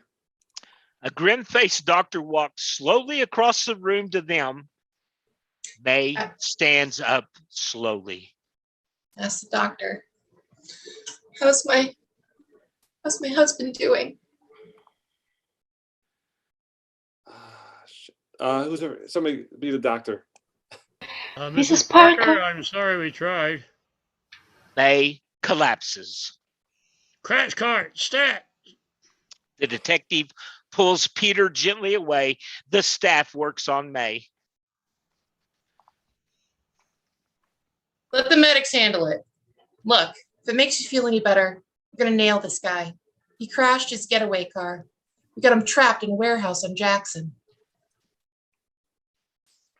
She's all right. She just fainted. We'll have to check her for symptoms of shock. If you want to wait, you can get some coffee on the third floor. No, I think I want to go out for some fresh air. Exterior warehouse night. Cop cars, cops, searchlights playing their beams against the Acme Chemical Storage Building. Gunfire flashes from out of the windows. Exterior cop car night. Elite cops in baseball caps are plotting strategy. That place is loaded with solvents and chemicals. If we blast our way in, it's going to go up like a Roman candle. Yeah, we go in through the 5th floor washroom. What's that up there? Throw a light on that. Cop 1 directs the beam of the searchlight. Exterior warehouse wall night. Spider-Man is climbing it. Trapped in the glare of the searchlight, he freezes. He's got a partner. Exterior cop car night. Every cop's weapon is trained upward at Spider-Man. We got an accomplice up there, and we got a clear shot. What do we do? What do we have, go? Should we have a go? Radio? That's a go. Exterior warehouse wall night. Gunshot erupts around Spider-Man, and he skitters around to evade them. Interior, the warehouse night. Thinking they're shooting at him, Wiener shoots back. In the corner of his eye, he sees Spider-Man at the side window. He aims his rifle, and Spidey ducks out of the way. The frightened Wiener moves to the side window to blow Spidey away. As he moves past the front window, he is lit by the searchlights that play on his face darkly. Spidey leaps in the front window and drops neatly behind Wiener, landing a pose. Say your prayers, Wiener. Wiener whips around and fires. Spidey leaps to avoid it and lands on a stack of paint cans. You ain't taking me, Spider-Man, whoever you are. Spidey gathers himself tighter. He leaps. A second gun burst comes in behind him. Several paint cans erupt in cascades of color. Hey, creep. Wiener aims and fires several times. He is emptying his rifle. Spidey leaps away and lands on the top of a cast marked "Caution, Flammable Solvent." Try again. The cast gives way, and Spidey is plunged into the flammable solvent. Wiener smiles his stupid grin and takes aim. Spidey leaps out of the cast and sticks it to the roof beam. He's sopping wet. His hand slips down the beam as the solvent works against his sticking power. He falls to the floor and scrambles behind some paint cans. Wiener, crazed, fires wildly. One of the cans explodes. Paint flows from it, burning. Spidey peeks out and sees a yellow river of flame creeping towards him. He sniffs his solvent-soaked outfit. He backs down a quarter of paint cans. The yellow fire follows, now joined by the river of blue fire from another can. They're following the trail of the solvent. He's dripping. He's trapped. This is your last chance. You two, either you're coming out or we're coming in. Spidey's against the wall. Paint cans to his right and left, and a river of red flame joins the yellow and blue as they creep towards him. He climbs backwards up the wall, faced towards the blaze. The colored fires join and follow him up the wall. They're licking at his feet. Stay back. Whoa, stay back down there. Spidey is inches from being torched. He sees a pipe. He reaches out and grabs it. He swings out above the flames, but the pipe begins to bend. The pipe bends down, down, and then breaks. Spidey hangs precariously as water cascades out of the pipe and puts out the fire. Spidey drops down and rests his head in his hands to collect himself, then looks up. The gun is at his head. Stand up, you. Spidey stands. You have 30 seconds to come out. You're my ticket out of here. Give me that stupid mask. Spider-Man hesitates. Then he begins to raise the mask, but stops and shakes his head no. Then I'll take it myself. He reaches for the mask and Spider-Man flips him across the room. Wiener lands in a cargo net and becomes ensnared. Well, look what we've caught in our web. Don't hurt me, man. Don't hurt me. Interior, warehouse hallway, night. Cops are poised at the door, a signal. They crash inside. Interior, warehouse, paint room, night. Hold your fire. Wiener is hanging from the ceiling in the cargo net. Get me out of this madhouse. He falls down, immediately encircled by the police officer. Spider-Man flies above their head, crashing through the window and disappears into the dark of night. Interior, cyclotron, night. A weird flickering blue light dances around the hole in the cyclotron. Then it cuts out. A helmeted man pulls himself out of a hatch. He flips up the helmet. Ock is finishing putting together his new equipment. Okie dokie. Ock goes about checking out the cyclotron. It looks good. Interior control room night. Ock starts flicking switches and reading dials, doing a mission countdown for his next experiment. This place has been hot rodded to the max. Amperage, okay. Flux, 14. Negative variable differential, good enough. He shuts it down. The wine whirls down. Okie dokie. No, now all I need is that Parker's data. Where the hell is Winner? Damn it, I can't trust anybody.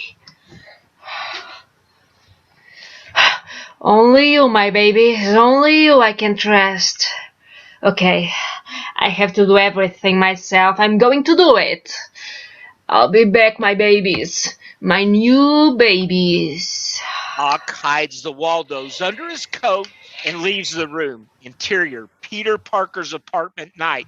There is more equipment than before. Peter is deep at work. His Spider-Man uniform hangs on the wall. There is a knock at the door.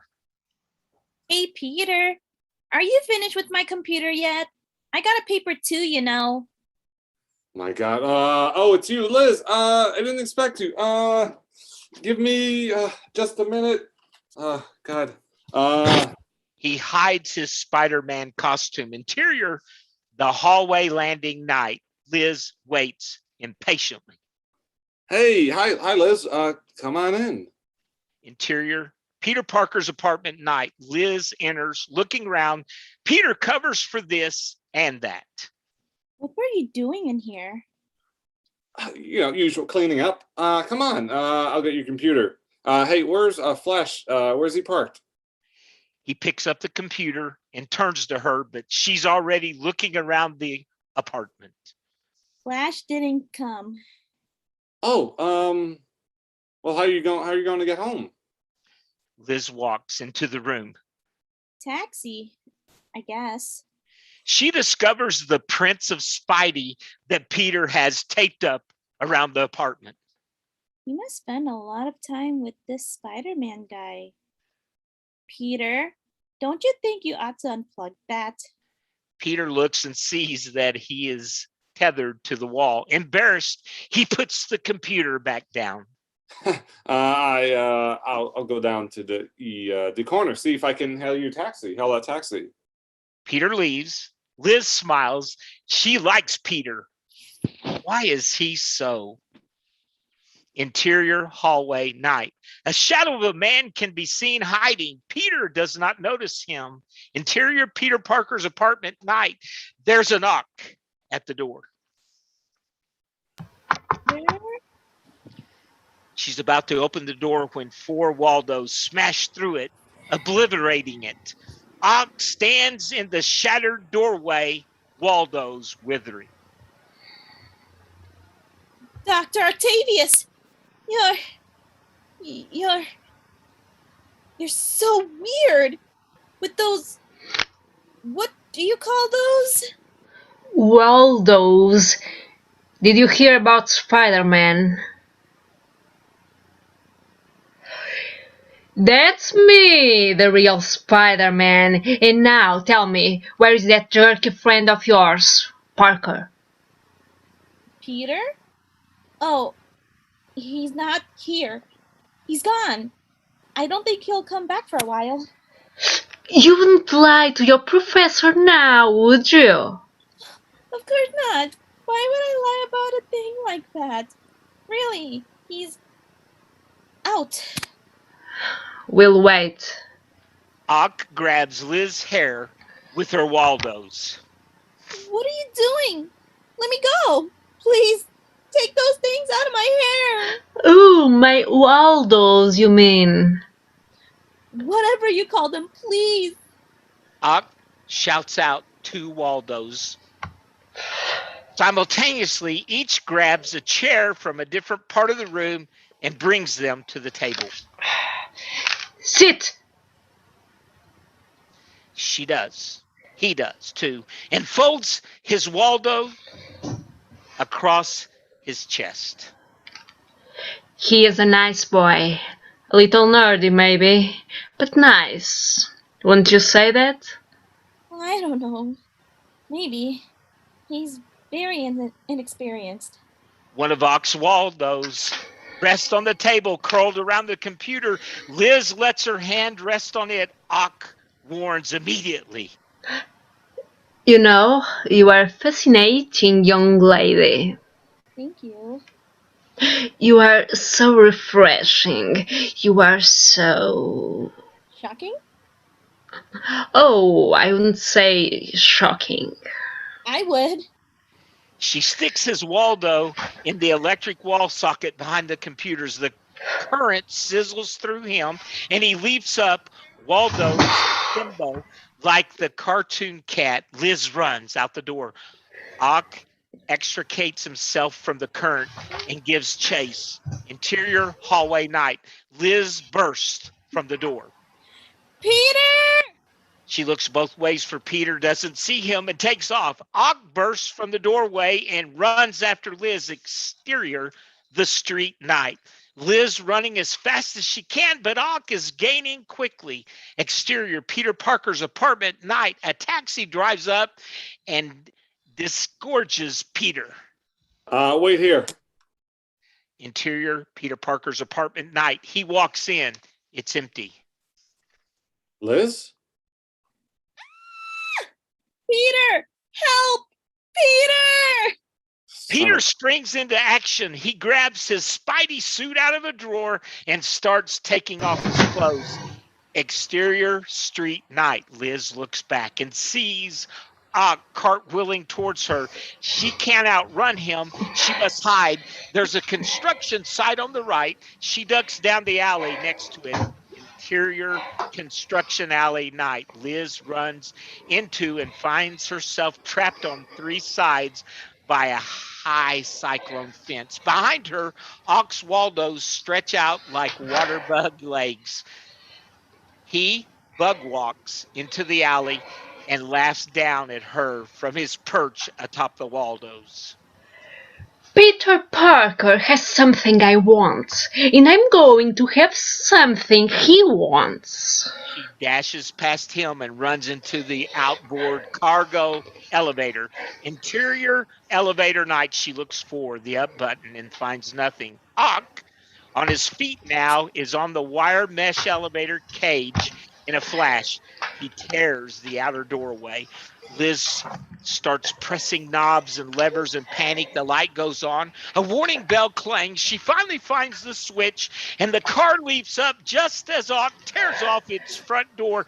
Liz, safe for the moment, watches Ock recede below, shaking the torn-off door in a rage. Exterior construction site night. Extending Waldo over Waldo, Ock climbs the elevator housing, chasing the rising car inside. Exterior construction roof night. The car arrives and Liz jumps out. She's on nothing but a narrow girder. She tight ropes on the girder. Ock gets to the top. He looks across at her. She's stuck between two unfastened girders at a dead end. He slowly telescopes a Waldo towards her. She's got no place to run, no place to hide. He grabs her by the blouse and lifts her off the girder. Put her down, Ock. Ock looks across the street. There, on the top of the tall building, is Spider-Man. I know what's happening to you, Ock. I've been through a lot of changes myself lately. You have to listen to me. Who the hell are you? Spider-Man. Spider-Man. That's a lot of crap, clown. I'm Spider-Man, not you. Ask your girlfriend. I am Spider-Man. Tell him. I'm a good friend of Peter Parker's, Ock. Just like that girl you're holding. Now let her go. Ock thinks for a moment, then he begins to extend the kicking and screaming Liz out over the street. Then 10 stories up. Let her go. What an excellent idea. If you do not deliver your friend, Mr. Spider-Man. Yes, of course, I'll let her go. Put me down, you mechanical mutant. Liz is having none of this. She kicks, she fights, she twists. She flails around, making things a little worse. The ground is yawning. Death beneath her. Rip! Part of her blouse tears away, and Liz plummets. Spider-Man swoops down on a web strand in his characteristic compound curve. He reaches out for the falling Liz and misses her cleanly. The web is too short. You jerk! He twerps her with a second web, and together they swing to a high girder where he deposits her safe and sound. Tell your friend Peter next time I'll get the taxi myself. Hey, you jerk! You phony Spider-Man! Prepare to meet your death, bug! Spidey twips a beam and swings across towards Ock. Actually, I'm rather fond of living, especially now. He lands on Ock's girder, and the two progeny of the cyclotron face off for the first time, 10 stories above the street. Octavius, just stop and think. I am thinking, insect. I'm thinking about exterminating you. Okay, if that's the way you want it, let's see what those chrome knuckles can do, Doc. Waldo lances out and catches Spidey flush on the jaw. It knocks him to another girder. Spidey hangs on and rolls over. He rubs his jaw. Great. Spidey gets ready to go into action and gets pummeled by another barrage of blows from above. Now I must kill you! You cretinous clown! Ock throws a roundhouse Waldo that nearly knocks Spidey off the girder. He just barely hangs on, but Spider-Man's not done yet. He thwarps a high beam and swings into a better attack position. The two super adversaries engage in battle, with Ock swinging from his Waldos like a metal monkey and Spidey swinging from his webs like Spidey. They clang and bang through the girders of the construction site. Once I dispose you, Spider-Man, no one will be able to stop me. Stop you from that? From what? By destiny. Up throws his biggest punch yet. Sirens can be heard in the street. Spidey avoids Waldo's strike after Waldo's strike. Ock eludes web after web, but Spidey's agility soon has him turning circles. Over here, Octopus. That's Professor Octopus to you, Spider Jerk. Give it up, Professor. You'll never catch me. Ock takes 3 steps and soars through the air. Exterior brick wall night. Ock, misjudging the leap, soars right past Spidey and into an alley, screaming all the way. Exterior the alley night. Ock and the 2 Waldos press against each of the opposing walls. It is a tenuous grip.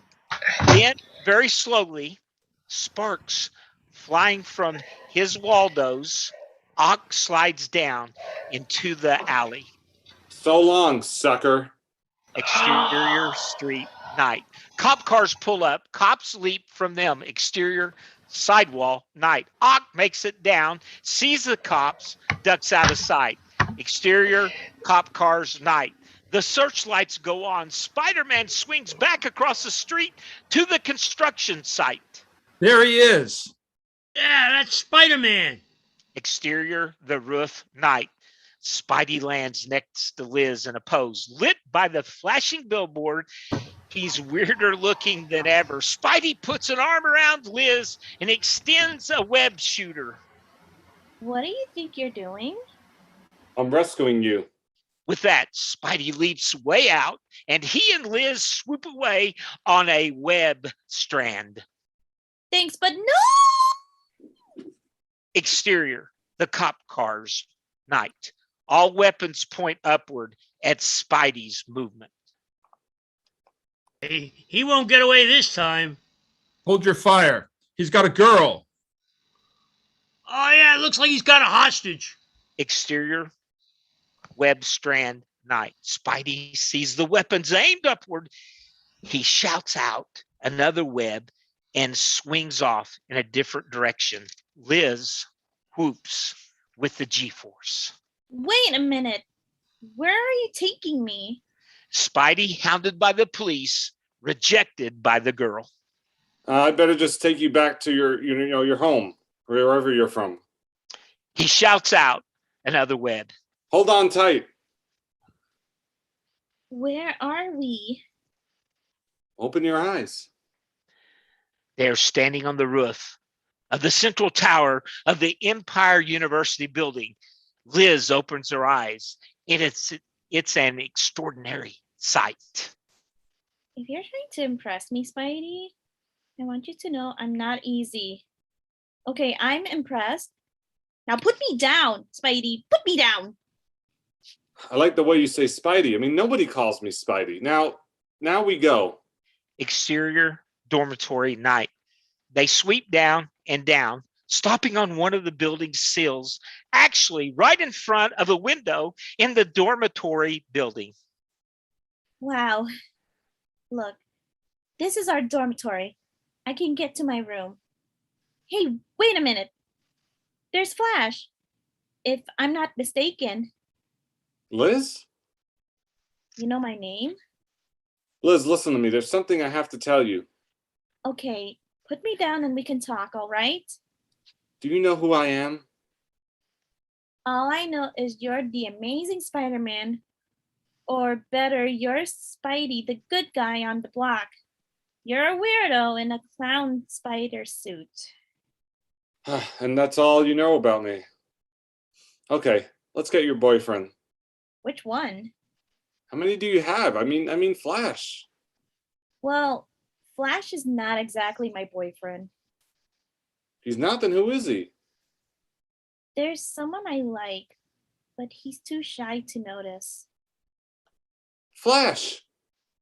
What? Oh, Liz. Spider-Man? you know everybody.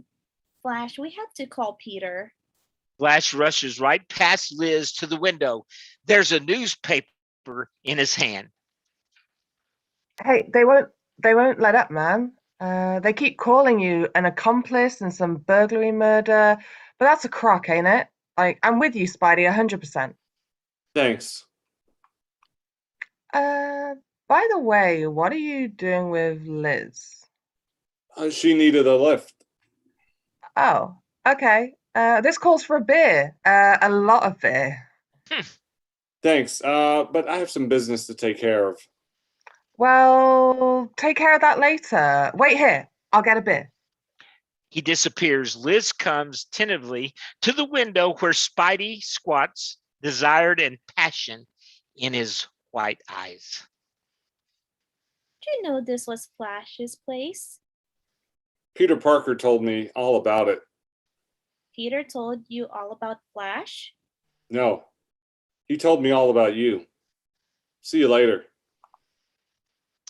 Interior dorm night. Flash comes in with more beer than a man ought to carry. Oh, hey, where did he go? Hey, Spider-Man. But Spider-Man has disappeared. Peter told your hero all about me. Oh, he would, wouldn't he? That jerk. Exterior, Peter Parker's roof, night. Spider-Man lands on it. He drops in the skylight. Interior, Peter Parker's apartment, night.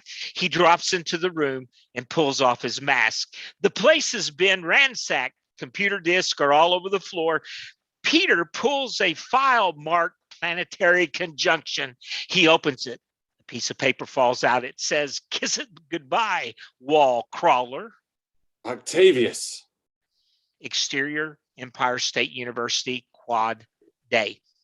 Peter is hurrying along. Kim is shunning herself wonderfully. Kim, have you seen Harry? Sure, lots of times. What a brainiac. Yeah, but have you seen him today? No. Peter! Hi, have you seen Harry? No. Right, huh? Yeah, that was some ride home. Must have been pretty exciting. It was okay. I got 2 tickets to Les Mis. We want to go. Sorry, I'm really busy tonight. I mean, not tonight. Look, I'll see you later. Hey, Peter. How did you know about last night? What about last night? My exciting ride with Spider-Man. Oh, sorry, I gotta hurry. I have to find Harry. I'll see you later. Bye. Peter! Peter runs off. He sees a car approach and flags it.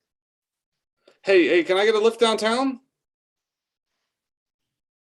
Take your shoes off, jerk. Or walk. Flash gets out of his car and crosses the lawn towards Liz. Interior, control room, day. Ock is hard at work. The room, still rippled, has been hot rodded to the max. Lots of jerry-rigged stuff has been added. Ock takes a sip from the thermos and flicks on the small tape recorder. We are new inserting Peter Parker's data on tonight's planetary conjunction. The computer screen displays Peter Parker's name and ID and the title, The Planetary Conjunction, and its effect on Earth's gravity. Yes, go on. number sequence appear on the screen, then a graphic of the Earth moving into line with Saturn, Jupiter, the Sun, and the Moon. In the corner, a number rises. Enormous, it's enormous. The Parker calculations add 40% gravitational force at the moment of the full planetary conjunction. Adding this to the present maximum power potential I get. He looks up and sees the screen, a graphic hole opening up right through the Earth. The widening hole is swallowing everything. I knew it! I knew it! Universal destruction! It's doable! I'm putting a countdown clock on the planetary conjunction now. A large digital display reads 13:00:03, the last second countdown to 12:59:59. Okie dokie. Now let's see if I have enough power to drive this beast. Starts hitting keys on his computer. Interior, Peter Parker's apartment night. Peter is working on Liz's computer. There's a knock at his brand new unpainted door. He hurries to it, pulls the knob so quickly that the whole assembly comes off in his hand. I gotta remember to have this fixed. There you are. Hey, I've been looking all over for you, over town. Where were you? I went to the wrestling, wanted to see that amazing Spider-Man, but he didn't show up. Listen, Harry, something terrible happened. What? What? My planetary conjunction papers, they were stolen. Oh my God, are you sure? Who would do such a thing? It's Ock. Of course, but why? We have to find out. Look, sit down. I want to access Dr. Octavius's main computer program. I want to know about his experiments with the Cytron. Can you do it? I can try. I could access the system in the dorm. Okay, and through that, I could crack the main line. All right. Now, if we can just disrupt the Octavius file. Okay, let's try. Harry cracks his knuckles like a safe cracker and bends to the task. The phone rings. Peter hits his jerry-rigged speakerphone. Harry keeps hacking. Yeah. Parker, Peter Parker, this is J. Jonah Jameson. Mr. Jameson, you kind of got me at a bad time. I need pictures of your friend, the Amazing Spider-Man. But I need bad guy shots. You got it? Lots of bad guy shots. We're going to pin that insect to the wall. What do you say? Peter hangs up. The dial tone cuts off Jameson. Interior, Jameson's office night. Only he and the photo assistant are there. What about that kid? On the job already? Interior, control room night. Ock is pacing around the hot rodded room. He checks this and that. He looks at the countdown clock, 06:00:10, and throws himself down in his chair. He resumes his check down. Fusion cells all up. Internal temperature. Okay. Risk. Acceptable. Let's fly. He starts flicking on switches and dials. The line whirls up. He throws the red power throttle. The power dial goes to 90. Interior, Peter Parker's apartment night. Peter and Harry are at the computer. The lights flicker and dim. Then they go back on. Peter and Harry look at each other and shrug. That's something. In digital clock display, 06:00:03. What is it? Let me see. It's some kind of countdown clock. Countdown to what? I don't know, but whatever it is, it's only 6 hours away. The planetary conjunction. Could be. Or Doc Ock's end of the world experiment, or both. Wait a minute. You're not telling me you think the world is going to end tonight? You want me to wait around till midnight to find out? No, but... Let's see what else we've got. Another set of numbers roll up on the screen. They are accompanied by electrical symbols. What's that? It might be the calculation of the amount of power he needs to create the hole between the force and the anti-force. That's a lot of energy. What could generate power like that? The closest you could come to is the New York City subway system. Again, the lights flicker and then dim, and they return. We gotta go talk to Professor Roswell. Yeah, mind meld. Interior, Broadway Express night. Roz boards and takes a seat.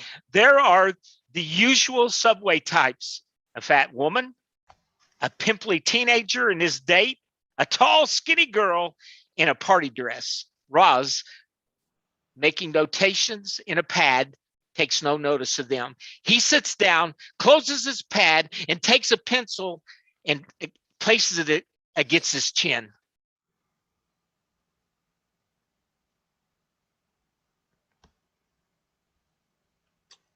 Plutonium.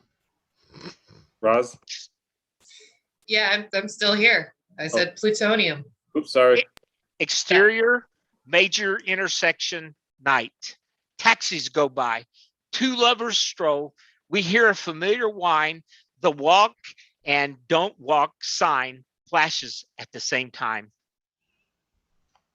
Make up your mind. The signs explode. The couple stops in their tracks. The boy looks at the girl. And An arc of electricity now shoots between the light pillars of the subway station on the corner. Interior, Broadway local night. Sparks fly by the window. Roz, oblivious at first, is now stunned by the show. Exterior, subway train entrance night. The arcs of electricity continue to rise. The streetlights buckle and bend into weird shapes. Oh my God! Get back! Get back! Exterior, intersection night. Two taxis roar through the intersection and collide. The ethnic drivers leap out and begin arguing. Interior, train, night. People scream and fall back as the train seems to change angles. Exterior, subway entrance, night. A building roar rises from the subway entrance. Then the sound of a train whistle. The boy looks down the stairs and has to leap out of the way as the Broadway Express comes highballing up the steps and blasts through the subway entrance. The train sails through the air. Exterior, luxury condo, high-rise night. The train crashes into the building in a storm of cyclotron-generated Dali physics. Exterior, the street night. The throb and pulse recede. Screams, honks, sirens can be heard. Exterior, luxury condo, high-rise night. A splendidly turned out middle-aged woman wakes up from her satin sleep to see that a subway train is in the middle of her bedroom.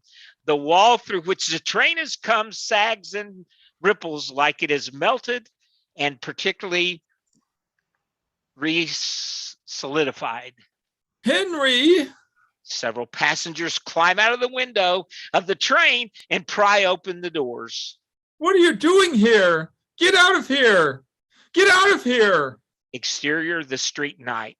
A crowd is gathered to gawk and point. They look up and we see their point of view. The middle car of the train is simply embedded in the high rise, its rear sticking out of the building 15 stories up. From its coupling dangles the last car. Interior, middle car night. The car is bisected in the middle by the fused brick and glass of the wall. The building passengers on the outside of the wall press their faces to the glass and pound for help. Roz comes to the aid of a mother with two children. Exterior, the street, night. The crowd sees something else. Swinging high in the sky is your friendly neighborhood Spider-Man. The couple and two drivers argue about what this means. It's Spider-Man. Get out of here, you bum. Hey, what are you talking about? What's the matter, lady? What, you don't read the newspapers?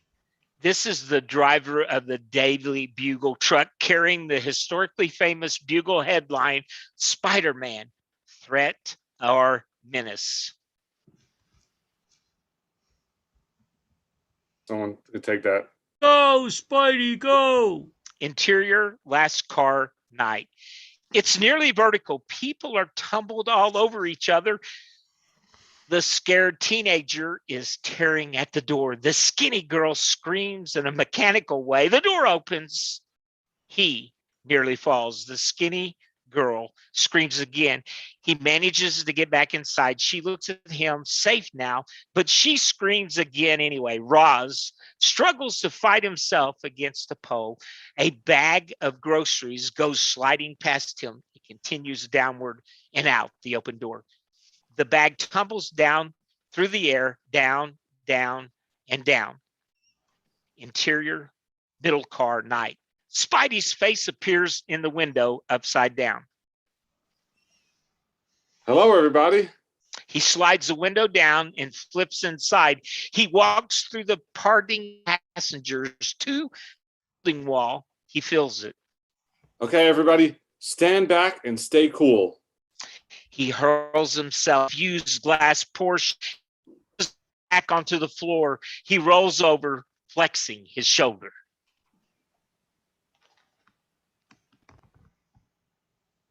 Is that the real Spider-Man? Spidey does a triple flip to his feet. He reaches up for the overhead railing and pulls it down easily. Oohs and ahs. Spider-Man points it at the glass and hefts it. Somebody want to give me a hand with this? First the woman, and then all of them take up positions on the battering ram. All right, on 3. 1, 2, 3. They ram the glass and it shatters. Internal, the luxury condo high-rise night. Henry stands at the open door of the train to his bedroom as they all come rushing through into the room. Come on. That's it. Stop lively now. Henry, the rugs. Oh, shut up. Have a nice evening, ma'am. And you too, Henry. Exterior, the street night. The fire trucks arrive and begin assembling a ladder. Interior, the last car night. Spidey arrives at the door. At the top of the car, he sees Roz at the bottom. 3 people are between them. The skinny girl sees Spidey. She screams. Okay, folks, just hold on. He scampers down the grab handles to the people below. 4 passengers cling to their seats and bars. Okay, one at a time. Yes, you first. A fat woman makes a who me gesture. Spidey throws her over his shoulder. The coupling, which holds the 2 cars at right angles, begins to bend open. Spider-Man, the fat woman over his shoulder, goes hand over hand to the top, and the woman is dumped into the middle car. The coupling bends open a little more. Spidey helps the teenager and the skinny girl out of the car. He takes the dreadful step between cars. She looks down. She screams. She steps across. Exterior, luxury condo, high-rise night. The fire ladder is up, but it is about 10 feet short of where it is aimed at, the end of the car. A fireman stands at its apex. Give me more, leader. I need more, leader. Negative on that. That you are at full extension. Interior, last car night. Now only Roz is left. Spidey approaches him. He clings to a pole. The coupling bends open. The car is hanging there from memory. This is Dr. Otto Octavius's work. I must go back to my university. I must stop Ock. He's gone crazy. Can you help me? Yeah, sure thing. Just don't take the train. Okay. Come on, give me your hand. Spider-Man, listen to me. If he can do this with the train, if he's come this far, then I can pretty well predict his next step. He'll go to plutonium SL-270 for the power. He must be stopped, or else he'll destroy the world. The coupling shrieks and the car lurches. Look, let me get you out of here first, Professor. Wait, Spider-Man. I don't think I can make it. You mustn't waste time saving me. You must save the world. You must go and stop Ock. Where can I find him? He's looking for plutonium SL-270, I'm sure. The car lurches on its side and Roz flies out of the door. Spidey thrips out a web that girdles Roz's waist. Dink, Romanoff. Dink, where can you find plutonium? Where could he find SL-270? Exterior, luxury, condo, high-rise, night. Roz is hanging in midair on the web. Roz shouts. There's only one place you can get the plutonium SL-270. Where? Toxic dump. Any toxic dump would have SL-270. Spidey swings Roz in an arc to the fireman. He misses Roz on the first pass. Roz looks up at Spidey, who stands in the doorway manipulating the web. The fireman grabs Roz. Then, with an awful screech of steel, the car pulls loose from the coupling. With Spider-Man inside it, the car plunges 10 stories to the street below. Exterior, street, night. Cops, firemen, press, the works. The crowd gasps. Camera strobes pop as the last car crashes to the sidewalk. We hold several beats on the incredible rubble. Then, a webbed hand, Spider-Man groggily pulls himself from the wreckage. Put your hands up, Spider-Man. You're making a big mistake. And you're looking at 20 years. Spider-Man shoots a wad of web goo into the cop's gun and leaps up onto the luxury condo. He swings up out of the frame. The cop aims and shoots. The bullet makes a thump noise. The web goo stretches about 3 feet and falls limp. What the hell? Exterior, back of building, night. Spider-Man swings painfully, one-handed and limp at the end of the web strand. After falling 10 stories, he is groggy and weak. He can't think. He can't focus. He can barely hold on to his wrist gizmo. This bug is spent. Must go on. Must find Ock. SL-270 plutonium. Must get that crazy old loony before he gets to the plutonium. Toxic dump? Where are toxic dumps? He hangs there with 2 hands to catch his breath and thinks. He shoots a web up diagonally and swings across on it. This time, he catches on and holds, but barely. Interior, Aunt May's family room, night. Liz is standing. Aunt May is seated on the couch. She looks weak, pale, and alone. You're as lovely as Peter said you were. So What, Liz? Thank you. He really wanted so badly to come see you. He called me up out of the blue. Tell me about Peter. What's he been up to? He seems so preoccupied. Oh, you know, Peter. He's all caught up in some kind of study he's doing. Things are really crazy at the university now. Things are crazy everywhere. I guess Peter's just, well, you know, pulled into his shell. When Peter was little, he loved to hide in the closets, under the sink. He always needed a secret place. When I'd look for him, he'd always laugh. He wanted to be found. Yeah, well, I don't think he wants me to find him. Well, I better be going. My friend Flash is picking me up. This Flash. He's your boyfriend, is he? No, not really.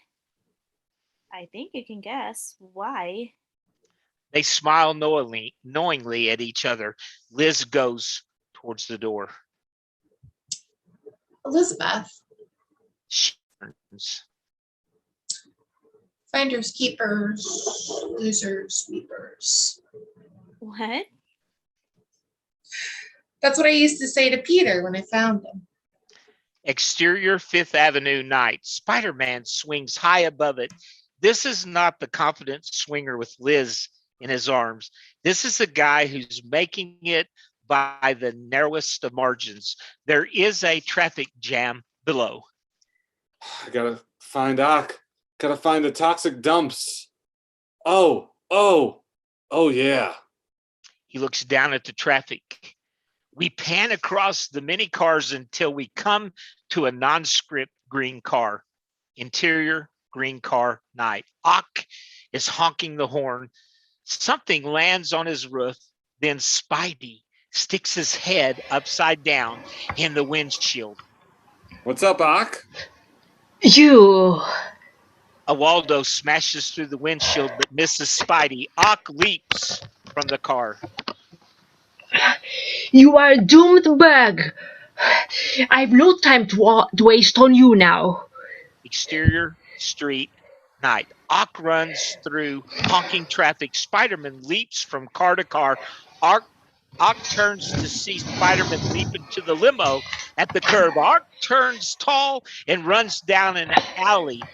A female cop pops out of a doorway. Her partner, a big young cop, pulls his gun. All right, freeze. Up against the wall. Spread him.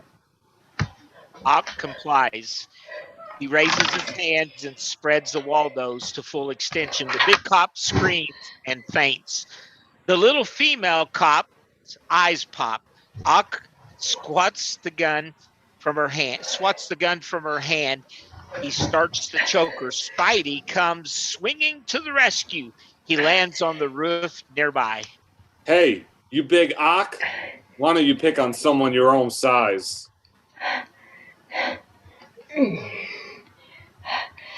All right, Spider-Bug. Here I've come for you. Ock leaves the cop and attacks Spider-Man, shouting his iron-fisted him.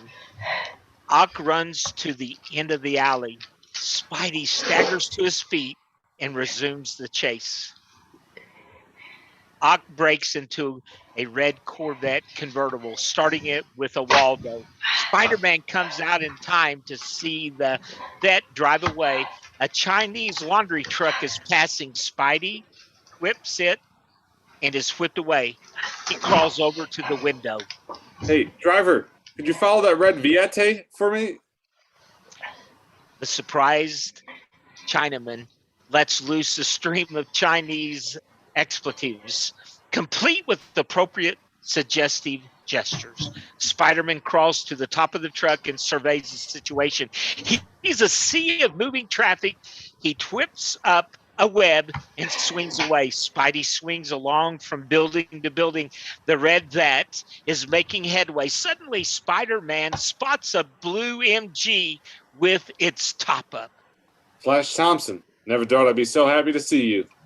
Exterior blue MG night. Spidey swoops down on the blue MG. Interior blue MG night. Spidey wedges down into the car right between Flash and Liz. She whoops. Flash is thrilled. Sorry about that. Spider-Man, this is unbelievable. Look, Flash, I need your help. You got it. You any good with this thing? I'm the best. All right. Catch that Viette. Roger Wilco, over and out. He swerves. Spidey falls all over Liz. They begin to careen through traffic, 3 Ps in a very small pod. Exterior West Side car chase montage night. With Spidey jammed in between Liz and Flash, the MG chases the vet. Since neither Ock nor Flash is any good at this, both cars quickly careen into poles, fences, hot dog cars, and begin falling apart. On Riverside Drive, the MG begins to lurch and steam. The vet looks eaten away. The George Washington Bridge looms ahead. The vet roars through the toll booth. they spot Ock stuck in traffic. Why is he going to New Jersey? And who is in that shitty red car? Don't you recognize him? It's Ock. New Jersey has the largest toxic waste dump in the world. What does he want with toxic waste? He's looking for plutonium, my dear. The car has to slow down. It's in a traffic jam. Sorry, can't do anything about this traffic. Spider-Man jumps out of the car. Try to stay with him. I don't want to lose him. Speeding along the bridge, Ock sees no one. But high above, Spidey swings from tower to tower after him. At the last tower, Spidey leaps down onto a big truck. The vet weaves and Spidey crosses to another big truck. For a moment, he is caught between the two trucks, but he makes it across. The vet takes an exit. Spidey leaps to the next sign. He aims his wrist gizmo and waits for the next car to take the exit, but none does. Deflated, he drops to the ground. He looks up to see a sign on a cyclone fence. It says dump number 7, keep out radioactive material. Bingo. Interior toxic waste dump night. The landscape has a nightmarish vision, weirdly lit by safety lights. Bats and drums ooze all kinds of bad stuff. A light is on in a dilapidated shack. Interior the shack night. Ock is tossing away the canisters until he comes to one marked hazard. Plutonium SL-270 hazard. Okie dokie. Open that now, and you'll spoil Christmas. Spidey's peering in from a hole in the roof. Insect, I'm going to squash you to death once I lay my weldos on your skinny bones. Ock hurls the drum at Spidey. It erupts in a sizzle of liquid and gas. Then the six-armed fiend runs for the door with his SL-270. Exterior, the shack night. Ock comes flying out and Spider-Man grabs a Waldo. Spidey does a backflip and flips Ock so hard the Waldo snaps off. Ock repulls it and reacts in horror. With a roar, Ock attacks Spider-Man. They battle as super adversaries. Ock gains the upper hand and tosses Spidey into a pile of bursting drums. A gas envelops Spider-Man and he begins coughing. Exterior, the dump night. Ock's Waldos are coiled around Spider-Man's neck as the web slinger is dragged through the dump. His white eyes narrow and blink. There is a capped well behind a warning sign. Ock tears off the cap and then hurls the groggy Spidey down the well. Goodbye, Spider-Man. Internal, the well nights. Spidey falls. He cannot grab onto the slimy walls. At the bottom of the fall pit is a bubbling blue luminescent pool. Spidey claws frantically at the walls. No. He gets a hold and slides down to within a foot of the pool. Its weird light shines up at him. He looks at the starry sky. Okay, now Spidey. Easy does it. He shoots a web about halfway up the pit. It hits the wall, sizzles, and drops back down. Don't give up, Spidey. Don't give up. The web gizmo squirts out a pathetic patooey of web goo. Then it hisses empty. Empty. Now what do I do?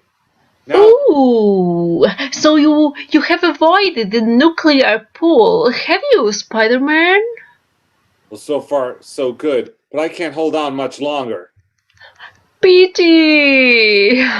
Oh, come on, Ock. Be a good sport. Let's take this over face to face. Draw me a line. Spidey reaches out. Okay, face to face, catch this. Ock, way up at the opening above, raises a huge drum above his head. The drum leaks toxic waste in orange tendrils. He is about to drop it down on Spider-Man. Don't do it, Professor. We now see Flash and Liz in the blue MG. Ooh, I know you. I know you, young lady. And you too. Both of you are in my physics class, aren't you? Come, you can help me. I need to get some of these drums to my laboratory. Help me, and I'll give you special grades. What would you say? Suddenly, he catches Flash with a Waldo and starts to choke him. Liz screams and tries to help Flash. Leave him alone! Another Waldo grabs her. Roz now appears on the scene. Leave them alone, Otto. Oh, but they won't help me. Everybody's trying to destroy my experiment. And so are you, Rosamorph. Another Waldo grabs Rose by his arm. Otto, I was wrong. I've gone over your research. It's brilliant, Otto. It's mad, but it's brilliant. You have much work left to do. I want to help you, Otto, for the sake of science. Go and do your experiment. Leave these kids alone and I'll help you. You will? You too? Both Flash and Liz shake their heads. Okie dokie. Ock gestures to Flash and Liz. Help me with these drums. I need to get them to my laboratory immediately. Immediately. Do as he says. Ock pushes Flash and Liz with his iron arm. Gripping Liz by her hair, he shoves her into the car. Drive, Flash, before I flush your girl right down the toilet. Drive! Professor Romanoff, it's no good double dealing. Why did you help him? Rosamar finds a rope and looks into the well. Don't lose your energy screaming. Catch this rope and climb up. Come on. Interior, Roz's car, night. They drive along the highway. Spidey is recovering, working his neck. I've been through the Octavius data. He has enough power with his plutonium, especially if he gets his hands on Parker's data. There he has enough power to do what he wants to do, and we are not going to stop him in time before the planetary conjunction occurs tonight. Stop the car. I have an idea. They're in the middle of Riverside Drive, but a phone booth is coming up on the right. Roz's foot stabs the brake. Interior, Roz's car, night. Spidey gets out of the car, then he pats himself where his pockets ought to be. Do you have a dime? Interior, Peter Parker's apartment, night. Harry is there working on the computer. Phone rings. Harry picks up. Harry. Peter, where are you? Interior, phone booth, night.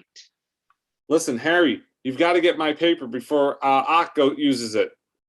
Interior, Peter Parker's apartment, night. Your planetary conjunction data? It's too late.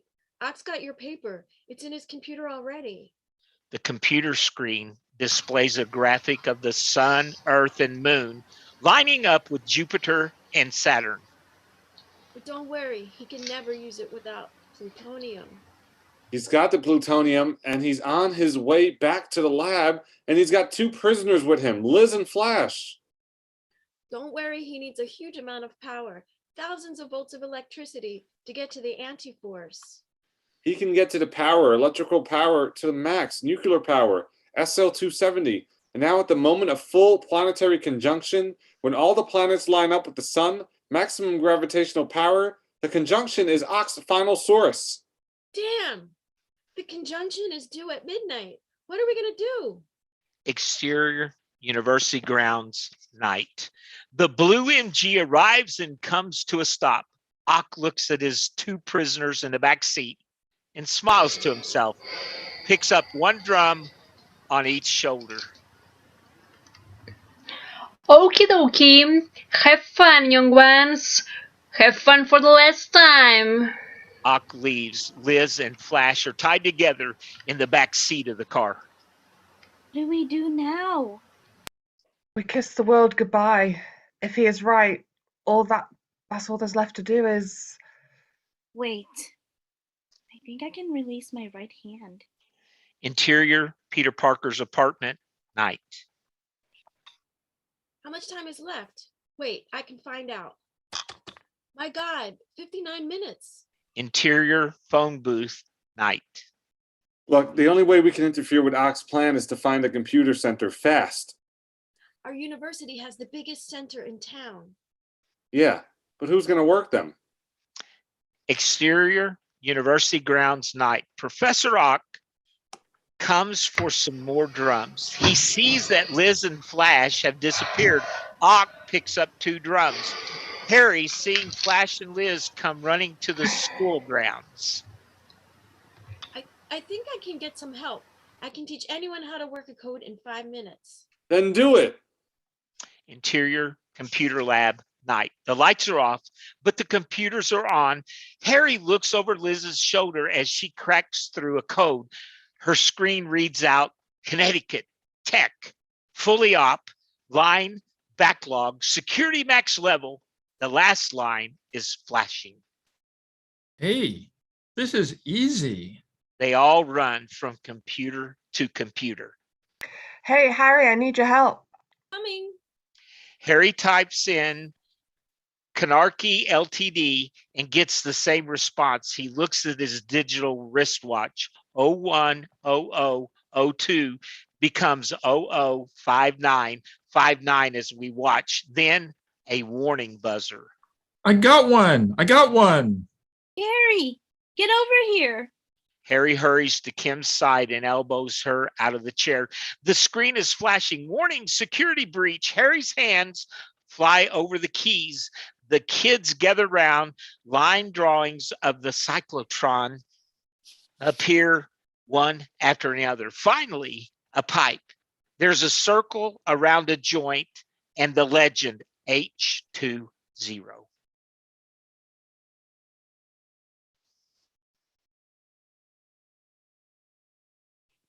Harry? A goddamn water leak. Hey, look at this. Empire State University. This is our cyclotron, right? What does it say? It says no information on that. Damn, we can't do it. You mean we can't stop Looney Ock? I mean, the world is in danger.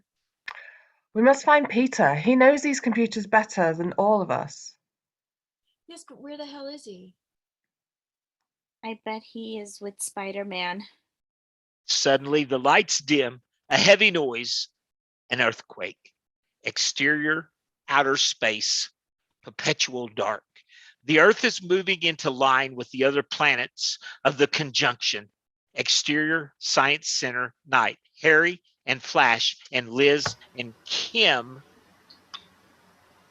come out running from the building beneath an enormous hanging moon. They are frightened. Suddenly, it all stops. It's quiet. The kids look at the sky. Look at the moon. I have never seen it so big. What is that? Must be the sun. Now see the sky with the sun on one side and the moon on the other. They watch it shocked, frightened, out of their wits. Exterior, end of the world montage night. Suddenly, from Ock's basement lab, a blue beam of light breaks through. A whine starts. It moves magically out of the window and pans around a sleepy New York, which doesn't know that the end is upon it. The dreaded whine builds throughout. People stop in their tracks, look up to the strange looking skyline. Cameras come down to a street where Roz is driving Spider-Man fast towards the university. Interior, Roz's car, night. Roz looks out over the skyline of New York. Lighted buildings flare up and then go dark. The lighted spire of the Empire State Building flares up and explodes. It started. Step on it, Professor. We'll never make it. They look across the campus and a strange light is coming out of the Science Center. Campus. Right there. See those beams from Ock's lab? We're late. It's coming. The conjunction will happen in a few seconds. Spider-Man massages his arm. Stop the car. Come with me. Where? What? Spider-Man shoots out a web and flies towards the school building, taking Roz with him. Interior experimental chamber night. It is a patchwork of makeshift repairs. Ox looks in through the window that's been melted out. He is lost in a mad rapture. Internal control room night. Red power throttle is at 95% power. Spider-Man and Rosin are shielding their eyes from the glare. The countdown clock reads 000818. Oh, you never included the conjunction in your calculations, did you, Rosamorph? Damn the calculations! My God, Otto! You have to hear me! The world we know will collapse! Everything we've devoted our lives to! All the patterns! All the harmonies! Everything will be destroyed! A new world waits, Rosamorph. It's my destiny. It is cosmic suicide! You have no right! Roz flings himself through the melted window into the experimental chamber. He grabs for the bullet, but the Waldos grab him and throw him back. Roz staggers backwards into the arms of Spider-Man. You have to stop him. Spider-Man, you have to stop him. I'm afraid we're too late.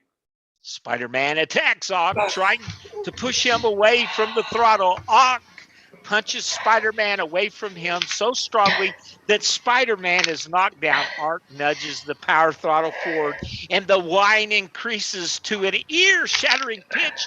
The countdown clock reads 000648. We are at 96% power. Exterior, the Science Center night. We pan down from the moon to a street full of sirens and shadowy figures running in the night. Liz and Kim and Harry come nearer. A very weird light is emanating from the center. He's in there. I know Peter is in there. She breaks into a run. Liz, don't. Liz, come back. Come back. Liz runs inside. They run after her. A bolt of electricity flashes across the doorway, stopping them. Interior, the control room, night. The planets are playing on the computer screen. Things in the room begin to rise weightless. The energy storm is brewing. Okie dokie, my energy storm has started. My anti-force is on. History is being made. Spider-Man, Rosamorph, cheer up, friends. We are on our way to the unknown cosmos. We three are about to visit heaven. Real God's heaven. Spider-Man! The conjunction! It's happening! Exterior, the sky, strange colors, night. The conjunction is now happening. Surreal dials spin madly. Interior, Science Center, night. Liz runs into a hallway gone berserk. Stuff is flying everywhere. Tiles pull from the walls and crash to the ceiling. Peter! Peter, where are you?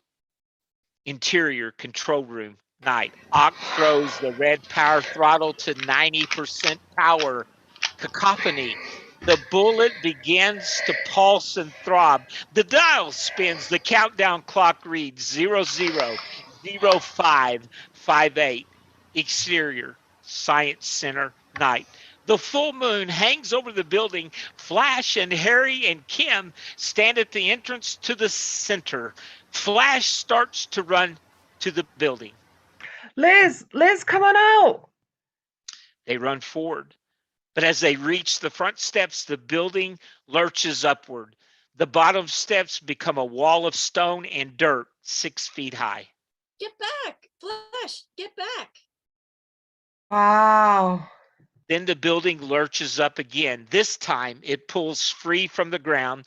The kids take cover as water lines burst and electrical wires spark.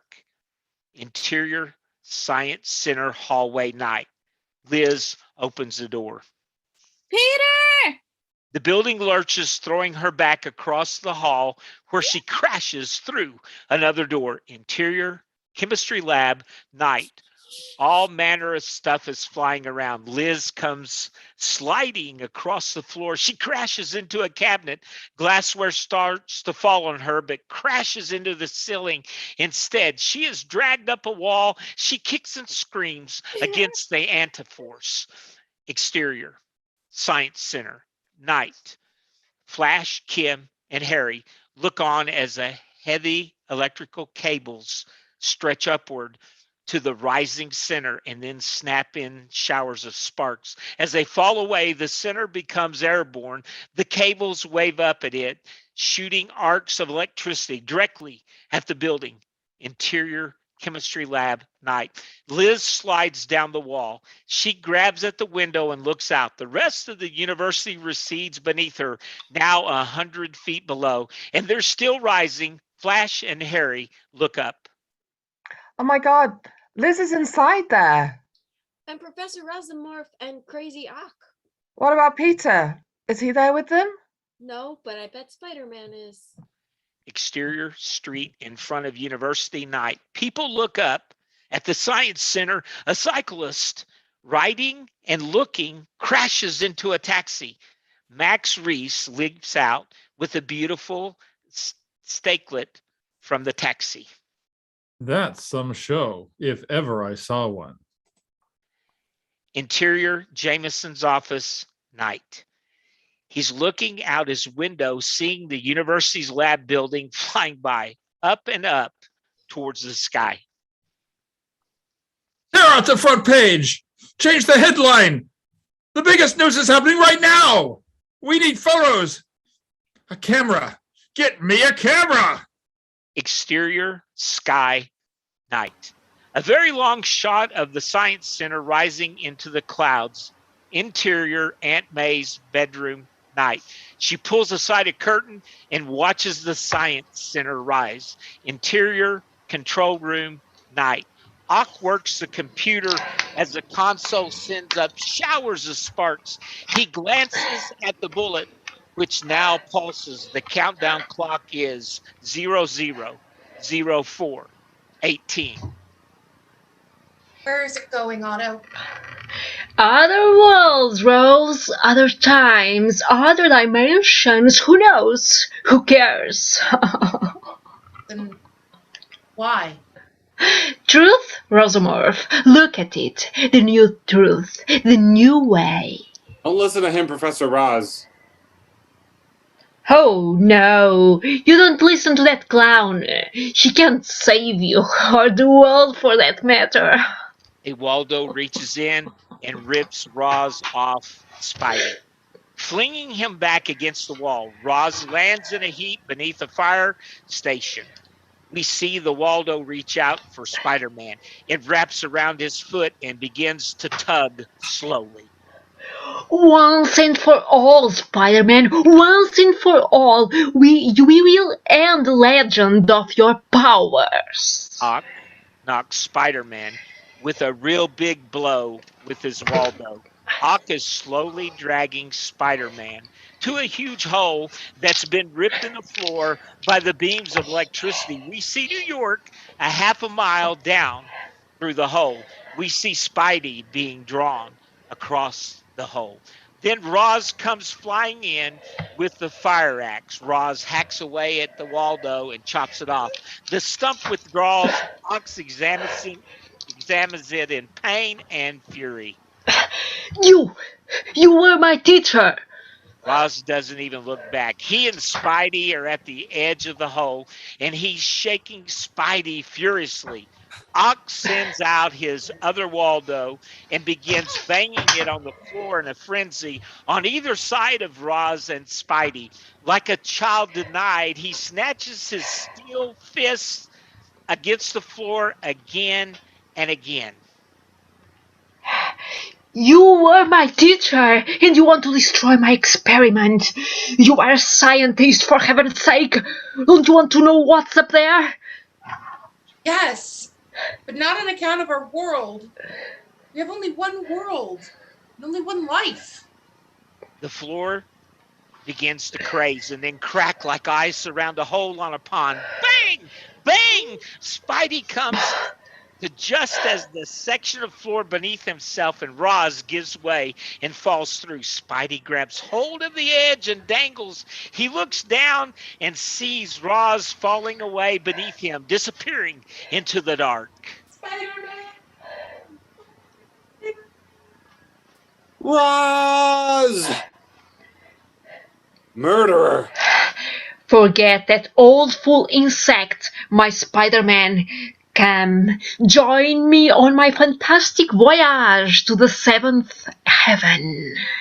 Exterior, outer space, perpetual dark. The planets are virtually in line. Interior, Science Center hallway, night. Liz comes running through it. A bolt of electricity shoots from the right to the left in front of her. She slams on the brakes and runs the other way. Peter! Peter! Interior, control room, night. The countdown clock is at 00:02:59. Ock throws the power throttle to 98% power. He laughs and a web splats against his glasses. Spidey scrambles to his feet. Ock, still trying to get the web goo off his glasses, is slammed into the console by Spider-Man. Sparks fly and Waldo's flail blindly, smashing things. Ock tears off his glasses and squints through the fire and smoke and glare. Spider-Man whips the ceiling and swings into a drop kick. Ock recovers. He grabs Spidey and slam dunks him through the hole in the floor. Exterior, the bottom of the building, night. Spider-Man falls through the air. He shoots up a web and twips. It sticks to the rocky bottom of the foundation. Ock appears in the hole. He sees Spidey's dilemma hanging on a thread of web. A half-broken Waldo snakes down and clips the web, but the web sticks to the Waldo. Ock shakes it, but he can't get loose. Spider-Man shoots out another web at the rock bottom, and with the leverage, he pulls Ock out. Ock swings down in a wide arc, and as Waldo's catch on the rock upside down, he holds on fiercely. Ock scrambles out to the side of the center and begins looking for an entrance. Spider-Man is right on his tail. The building pitches sideways. Ock turns to face Spider-Man, his broken Waldo's out for battle. Spidey grabs an exposed pipe and breaks it off, brandishing it like a broad sword. Let's have at it, old boy. Bizarre duel takes place. The center pitches this way and that. Spidey and Ock move from foothold to foothold, from window to ledge to parapet. Now, the center pitches to a 45-degree angle. They duel upside down. A window grate crashes open and Liz comes flying out, holding onto the grate for dear life. Liz! Ock seizes the opportunity to whack Spidey across the head. Spidey loses his footing, but the building now lurches back and Liz goes flying back inside. Spidey ducks inside too and pulls the grate. Spider-Man uses his great strength to move a huge piece of scientific machinery in front of the grate. Come on. Where's Peter? He must be here somewhere. He's around. Don't worry. We'll find him. Interior control room, night. The countdown clock is at 00:01:00 as Spidey comes flying in with Liz in tow. This building is flying. I'm in a goddamn flying building. I think we have to pull some of these cables. Try those over there. I'll work on these. We got to slow this thing down somehow. We We got helicopters coming. Liz looks at some wiring, apprehensive about even touching it. Pull! She yanks out a cable. The building pitches, but when Spidey pulls one out, it rights itself. Exterior Science Center, night. The big beams start cutting off one by one. The center begins to pitch and yaw. The choppers are getting closer. Interior control room, night. The countdown clock reads 000015 as Spidey and Liz continue to pull wires and cables. Two Waldos erupt through the floor and grab Spidey. They pull Spidey to the floor, and tangled in these pythons, Spidey struggles valiantly. Liz leaps to his aid. Oh my God. A third Waldo, a broken one, snares up from the hole and begins feeling blindly around on the console for the power throttle. The power! Liz sees the damaged Waldo heading for the red throttle. The countdown clock is at 000010. Liz leaps and tries to wrestle it away. It whips in her arms and she holds on tight. It bangs her against the wall and then the console, and she holds on. 000003. The Waldo crashes Liz against a wall, which erupts in sparks. She lets go of it. It heads for the power throttle. 000001. Spider-Man can't break the grip of the Waldos, but he can pull. With Superman strength, he yanks Ock up through the stone floor. Ock hits the ceiling of the control room. One Waldo grabs on. The other one throws the red power throttle. Spider-Man, your end is coming. Life in its present form is ending. New dimensions, new horizons.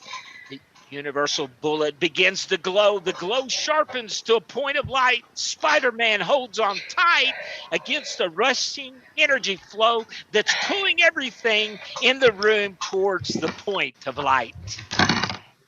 What is happening? I don't know. Liz starts to slip away into the flow. She struggles against it. I can't. Hold on. Spidey trips her, and she grabs onto the web. Hold on tight, Liz. Hold on. Ock drops calmly, beatifically to the floor of the room. He moves slowly under his own power into the light. You cut my power. There is too little power. It's so tiny. So tiny. There is only space for me. But I have done it, Spider-Man. I have broken through. I have broken through. Don't do it, Dr. Octavius. Okie dokie. No, that's what I call an experiment. As he nears the light, he actually becomes a part of it. He radiates light. He shimmers and shines. He fills the room with blinding light. Spidey and Liz shield their eyes, and as the light diminishes, the storm subsides. They're safe, except for the fact that they're in a floating building 10,000 feet above the city. Exterior, Science Center, night. Against the backdrop of the moon, a squadron of helicopters approaches the center. From their point of view, a huge crack opens across the face of the building. The center begins to drop in pulsing surges. Interior, control room, night.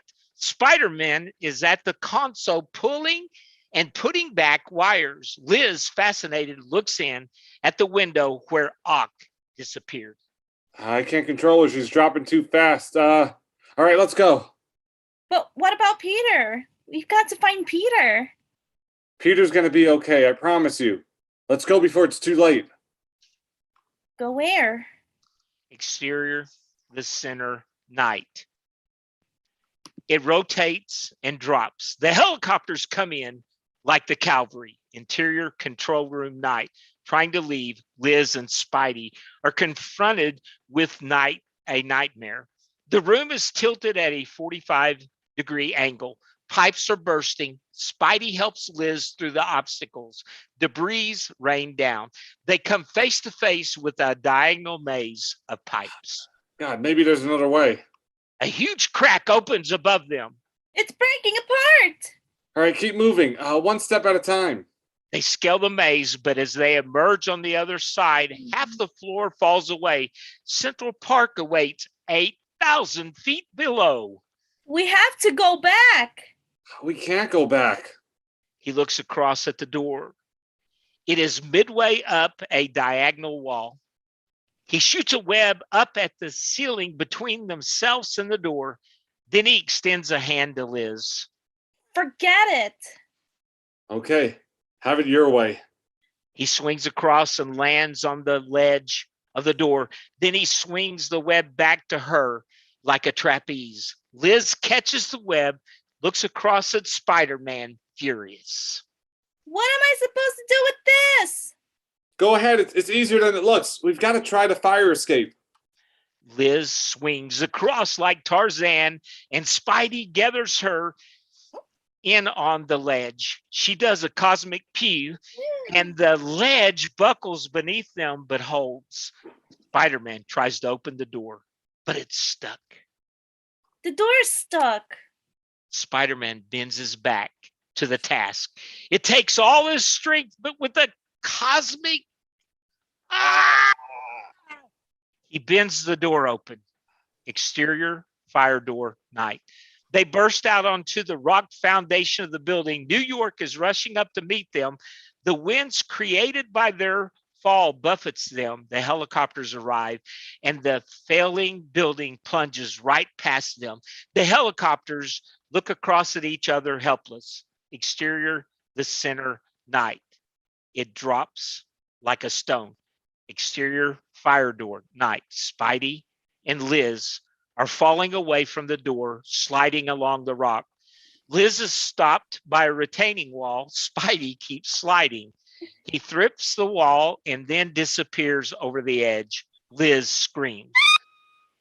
Liz fights to her feet and grabs onto the web stand. She pulls on it with all her strength. She pulls and pulls and pulls, and we see the web running up between the rocks. She gives one last pull and comes up with an empty web end. A long, long beat. Liz, up here. Liz looks up and sees Peter hanging out the window 2 stories above her.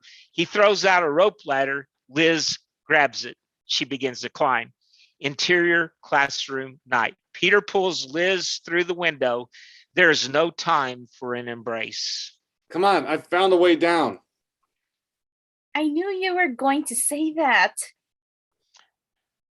They ran out of the room. We pan down and see crumpled beneath the window the Spider-Man suit.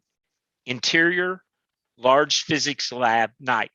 This is the lab we saw in the opening sequence. Peter has turned on the lights. He's got a handful of rope. Where's the way out? Right there. We're looking at the huge American flag. Come on, help me with this. Exterior, the foundation, night. Liz is already down the rope ladder and is holding it for Peter. He comes down with a huge bundle of red, white, and blue. All right, stand still.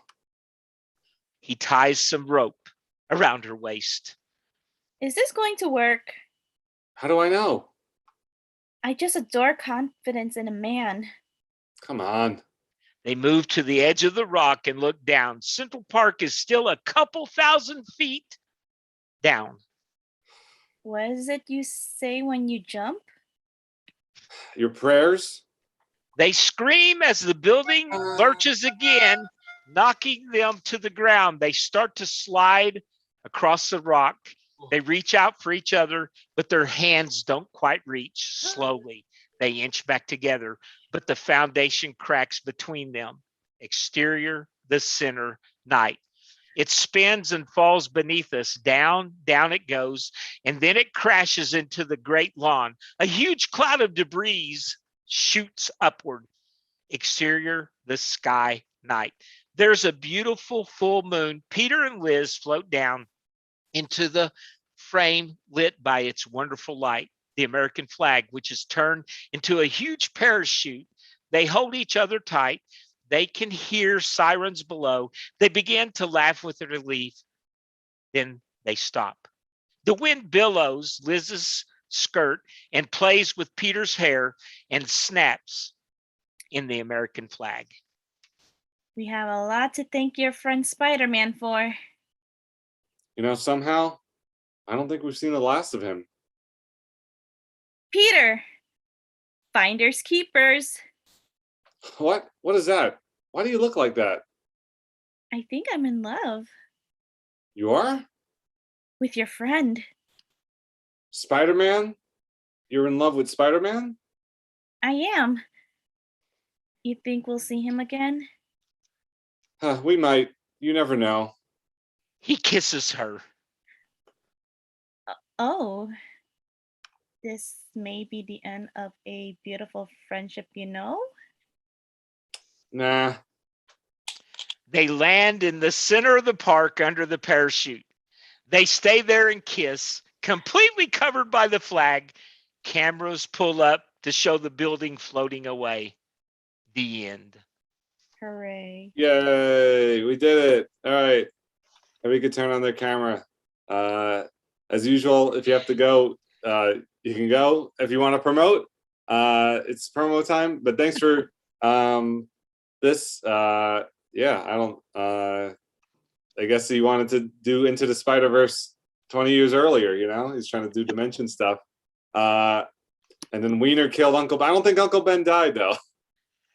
Did he not die? I don't think he died. What? I don't think he was dead. They said they alluded to it. I don't know.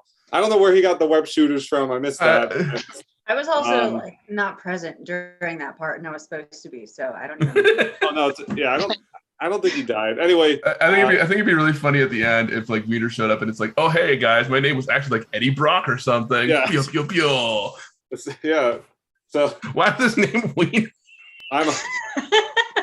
It's 90s, as you can see by some of the stuff. Yeah. Anyway, I know people probably have to go, so if you have to go, I understand. But if you want to promote real quick, and also thank you for staying. These are always like kind of long, but I think they're fun. I hope they're fun. I hope I'm not putting a gun to anybody's head to do these events. I hope you like them. I thought it was fun. So anybody have any promos before we go? Yes, Rich, right? Oh no, Rich left. Okay. Anybody else? Any promos? Just want to say this is super fun. Thanks for including me. See you next time.